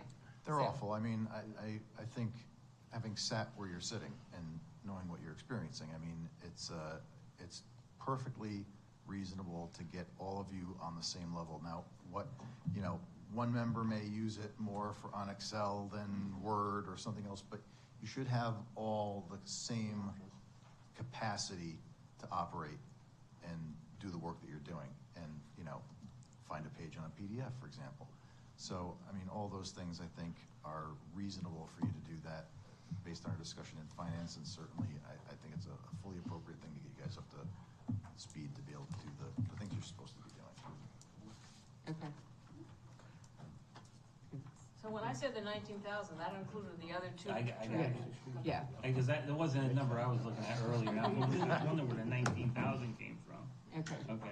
So did we take the vote? No, not yet. No, okay. All in favor? Aye. Opposed? Abstain? Motion carries. Thank you. Okay, financial report. Quick and easy. The same culprit that we've talked about previously, the emergency management is overexpended, I should say. Again, a function of the MBIS generator issue. Revenue numbers you noticed from the Finance Committee, I did fix that Finance Department revenue line. Total revenue is still a little bit behind last year. It's the funding of the second ECS payment. Came in last year on January 31st. This year it comes in on February 1st, so it's not in this report in front of you. Aside from that, there's nothing else remarkable to talk about. Okay. Approval of tax refunds. There's one sizable one I want to just touch on quick. Frontier. Yeah. It's kind of crazy. 32 Commerce Drive. At the end of Commerce Drive is a building that Frontier owned and sold probably 3 years ago now. The new owner pays his bill promptly, and for some reason, Frontier pays their bill. They haven't owned it in 3 years. So that's why you see a $20,000 refund to Frontier, because they don't own the building anymore. We've contacted them, tax offices try to contact them. It's bizarre. So that's why you see a $20,000 overpayment. They continue to pay us, and they haven't owned it in 3 years. Okay, so when they pay, can't you just send the check back to them? It goes to lockbox. Oh, okay. That's a good point. It goes, they pay through lockbox, so we don't see it. All of a sudden it pops up saying, hey, Frontier paid the bill. Okay. If it came over the counter, you're 100% correct. We could send it right back to them, but they pay through lockbox. Okay. Good catch. All right. Do I have a motion to approve? So Motion. moved. Second. All in favor? Aye. Aye. Opposed? Okay, motion carries. Okay, the next is Branford Animal Control Bill. Oh, hi, Anthony. Come on up. So, You again. You recall that we ended our relationship with Branford as far as animal control goes. This is the bill that covers the July and August timeframe. If I can get there. Okay, Page 229 of your tablet. So there's no action. This is more for FYI kind of thing. We held off paying the bill through June 30. That was the council's request. We'll couple them together and get them both paid at the same time. So no action is needed now. We'll see how that plays out come the end of the year. We may need to transfer some money. Remember, East Haven came in a little bit under budget, so there might be a little bit might work out to our favor come the end of the year. So just an FYI that we got the bill for July and August, and we're going to pay it and satisfy both the fiscal 23 bill and this bill for those 2 months for July and August. Okay, thank you. Okay, next item is approval of fiscal year 24-25 budget schedule. So the draft is in your packet.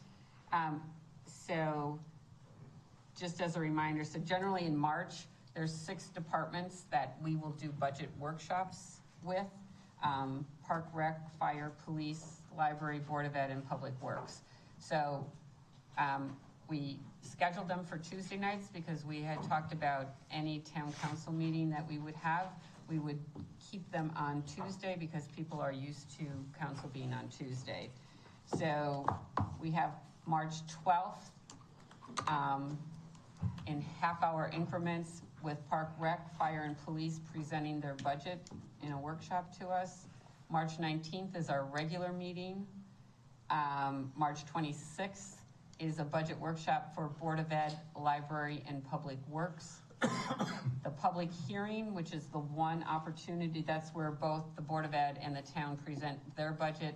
It's the only opportunity that the town has for speaking about the budget.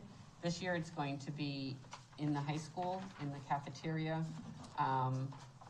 so that we can use their new facilities, our taxpayers' dollars, everyone gets to see that. Then we have budget deliberations on Thursday, April 4th, and then finalizing the budget on April 16th. So that is the budget schedule. All of the meetings starting at 6:30. So, Madam Mayor, it was just brought to my attention that on March 26th, early voting is taking place, and they're using this location, right? Which I wasn't aware of until just now. What? In council chambers? Okay, so where do we want to hold that meeting then? Do you want to? Could do it like at the cafeteria and. Nah, I hate the cafeteria. NIS or MBS. Yeah, I don't like it much. Yeah, go to the high school. Well, you can check on the high Yeah, we school, could do that. or the other thing is check on the boardroom at STW. Yep. Oh, let's go to high school. Yeah, it's good. Well, I don't know if they have anything going on, that's why. Yeah. They have that So- meeting room at the library too, we could do it there. Yep. The high school would be the first option. Check that first, sure. So do I have a motion to approve with a change in location for March 26th? So moved. Second? Second. All in favor? Aye. Opposed? Abstained? Motion carries. And the last item is discussion on the town seal, which is in our packet at our desk. It didn't, and it was sent to us in a separate email prior to this yesterday. Right. And for those of you who haven't had a chance to take a look at it, I just can delve into the memo quickly. Knowing that there's been recent discussion about the current form of the town seal, I wanted to recap some information about its current use. Back in September of 2022, I created a re-rendering of our town seal for use on the new town website we were then developing. This was done because we did not currently have a high-quality, color, high-resolution graphic of our town seal, which is really showed in Figure 1 in the memo. The higher quality digital version retained all the original elements of the known town seal. The notable difference between the former and current version is a difficult to read banner underneath the seal. I replaced this with an easier to read blue circle around the seal with the words Town of North Branford 1831, which is shown in Figure 2. This was done to reflect similarity with the official town pins that the council approved in 2022, which also have the seal enclosed in a circle. To be clear, the town seal is the portion of the graphic that is the shield located inside the circle. I also toned down the red and blue from their bright coloration to one more like the colors on our town signs. This has been on our new website since its launch in April of 2023. Before doing this, I reviewed this re-rendering with Lisa Valenti, who in her capacity as town clerk is the keeper of our town seal. She verified this version is in no way in conflict with the officially established North Branford seal.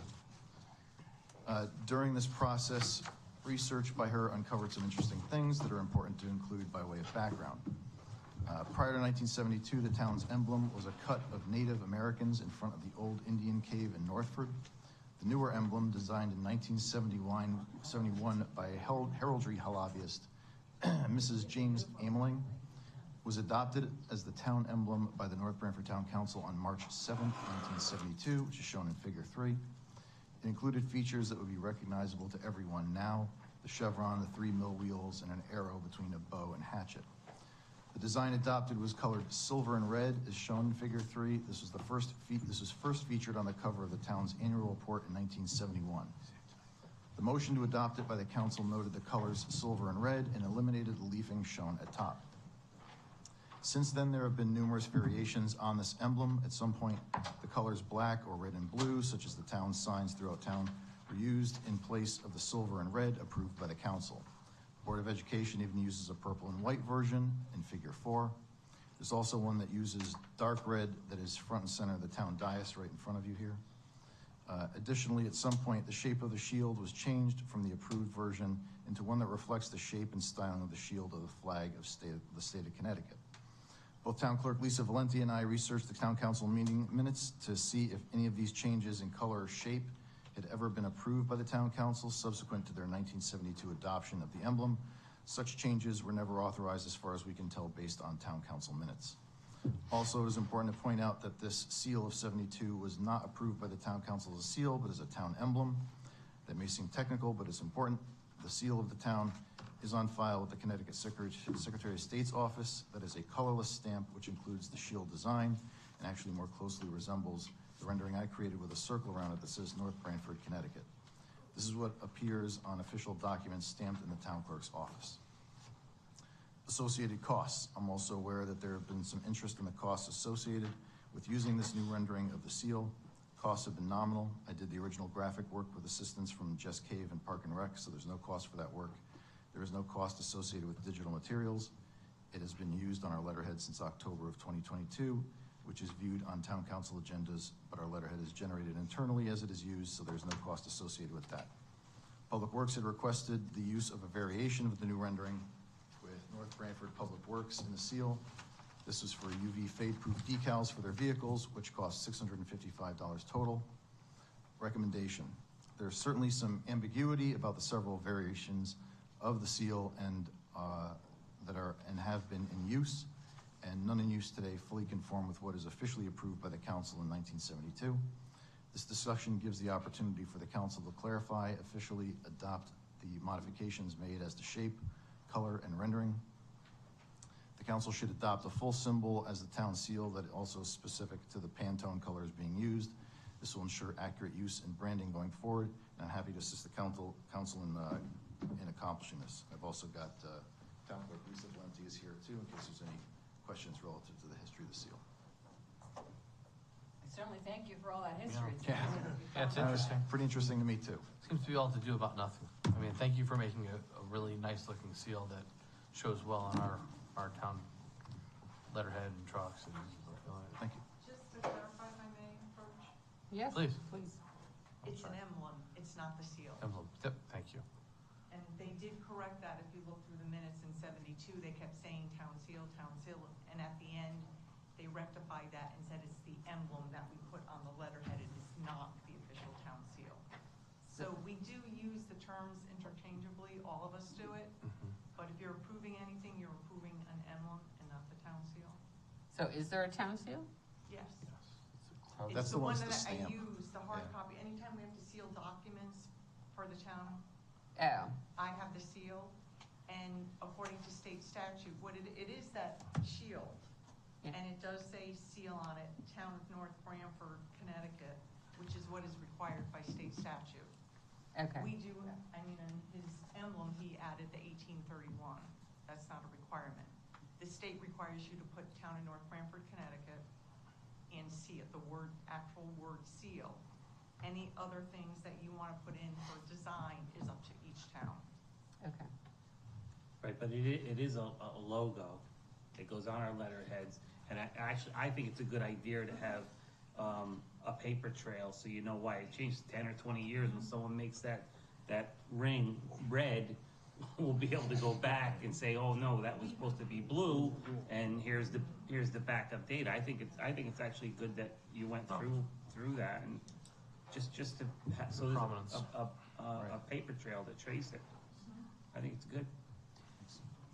The signs, when we're coming up on 22 from North Haven to Northford, Yep. excuse me, there is the sign entering the town of North Branford. Is the emblem on that? I don't remember if there's. The one that would have to be be changed also? reflected in figure 1, I think, is in the inset at the top of those signs. Okay, so you're not gonna change those signs? Those were No, provided by there's no a intention private to- citizen. Oh, okay. Yeah, there's no intention to do that. They were done by, Yeah. can't remember his name, but he passed away, but he gifted them. Yeah, Sanzavero, thank you. Which That's si- Sanzavero. He made them and he donated them to the town. Very talented. Oh, they're not the new wood signs that we put up? No, That's what you're talking about? No. Oh, There's a few okay. signs when you're entering the town of North Branford. There's the signs that say you are now entering the town of North Branford. Yeah. And They're that's nice. the emblem. Right, those are the ones that Corey, or, what was her name? Carrie, yeah, she, that was her project. putting all the different signs around town, right? Wasn't it? Wasn't No, that? that's not what he's talking about. That's, These are like, these are two signs, but they were donated by Pat Sanzabero back in the 90s. Where are they? Where are they? There's one on 22 coming off North Haven, and there's one in, is it on 80 in Guilford? Isn't on the other 20, it's on 22 coming in from Branford, isn't it? Could be. Yeah, it might be. Might Okay. be 22 and 22. In any case. yeah, But there's two. They were handmade. They're really nice. okay. Do we want to make a motion to adopt this new logo, or as we said, emblem, as so graciously done by the work of our town manager and his team? Apparently, there's I no would- need to, right? Well, I mean, I think at this point we I can think it keep will be it. good, only because what the council has codified actually is the silver and red one. So we would be, Changing. adopting what we have been using. I mean, even the figure one wasn't accurate to color. So I think it would be good just to do that and be clear that we're not using the silver and red anymore. Right. Yeah, I think we should Well, I'll move make a forward. motion to adopt the town emblem as stipulated by the design 2023.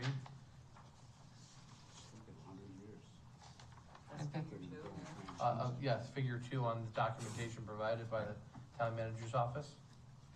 Again, I thank you for that work. Second. All in favor? Aye. Opposed? Abstained? Motion passes. Thank you. 7-0. Okay. And last but not least, citizens' statements and petitions. Be gentle. Okay.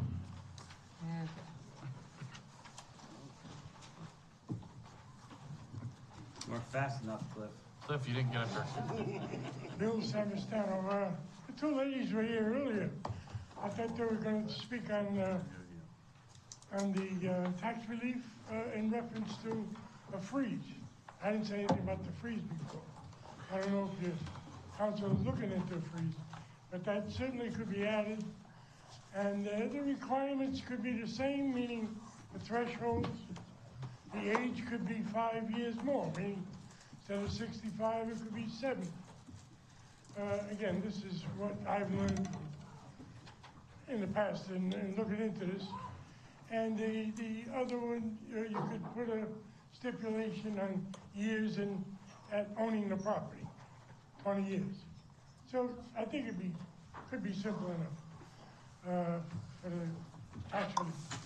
The other thing is, through Dan Solitano, who's our liaison to our committee, has waste committee, we had sent a couple of requests for spending some money. Can I bring that up for a second? Because we asked for it to be said at the council meeting, and it was brought up at your finance meeting. I was supposed to be here. I'm here, but I wasn't at the meeting. By the way, that was on Zoom, and I couldn't click on it. Is that me? We did have it could have been you, it could have been technology, I don't know. We Yeah, did well, not remember that, difficulty getting on, but the finance committee had referred it back to hazardous waste, just for clarification. There were 3 items. Well, I want to explain. I mean, otherwise we lose another month's time. We were looking, can I briefly talk? This should be an agenda item, no? Yeah. Well, I think this did come before us It was last on month. the agenda. It went to the finance committee. Finance The finance committee had asked for clarification on those 3 items that they brought up. There was actually 2. Oh, yeah, it was all the signs, the 100 signs, the rain Yeah, we barrel. want to use some NIP money to buy don't litter signs. That would be, handed out, not randomly, but using them in some parks around the town. Certain locations we're gonna get with Parks and Rec, so we don't, cross any hairs anywhere. And we're gonna give a few out at the Earth Day. So people want to put them, they'd be responsible to put them in front of their house. If they had a corner lot, not in front of somebody else's house. We're gonna give them a few rules. And so we're gonna use the NIP money for that. But the other one was not to exceed $10,000 ARPA funds on an engineering project for the old leaf drop-off for a possible transfer station. Now, we've been talking about it for years on our committee. Town manager, they had a walker around last year with town officials. We had people from deep. But the first step would be an engineering device, I guess, before you get a proposal on, if you ever wanted to do it. Using, the thing says ARPA money or NIP money, but I'd say use the ARPA money, if we get anything left. So that's it. I thought I'd save another month. I think it would be ideal for the committee to send in writing. Yeah. The way they did the first version, to transmit to the council exactly the details of the projects that they're looking to do. Yes, that would be fine. And then we could have it on your March agenda. Well, there you go. Give the recycling committee all your Chromebooks. Then they can have communication. But they don't work. Yeah. Maybe. Give them to recycle, perhaps. One thing I wanted to say is, you know I love this town. I keep telling you that. We lost a very, very important person, Anthony Torino. And he was the prime example of the blue-collar people we have in this town that knock out every day a living, a small company, but that man was part of Northford, part of North Branford, and it was amazing. I kept in touch with Christine and the funeral parlor, and I told Christine the next day, it wasn't tears and wailing, it was just the amount of respect that everybody that went through that funeral parlor showed to the family and to Anthony. And I found out the details. What was he doing? He was buying his wife a new car when he passed away. It was never about him. He always gave back to everybody he met. If you've ever done business with them, they're great to do business with, and they still will be. Steve will pick right up. But this is what our town's made of, people like Anthony. And that's why we are such a good town. I mean, it's amazing. It's just that it's going to be a big loss. But the man was a legacy in town, and I want to keep remembering his family, and I know you guys were there, and this is what we got, and we're going to keep getting it because it's great. We're going to keep his legacy living on, and Steve will, I'm sure. So it's just a very sad time, but a very wide awakening at just how much he gave. And he never asked for anything in return. He just gave and gave and gave. And he would talk to my son, and he would just, just show him respect and everything. And it was a hard loss. Thank you. I appreciate you bringing him up. He was a personal friend, so thank you for bringing that up, Cliff. He's very well missed. Okay. Any other public comment? Motion to adjourn? Motion. Second. All in favor? Aye. Aye. Thank you for coming. Wow. Sticking with us. Come on, Governor. Still Tuesday? Absolutely not.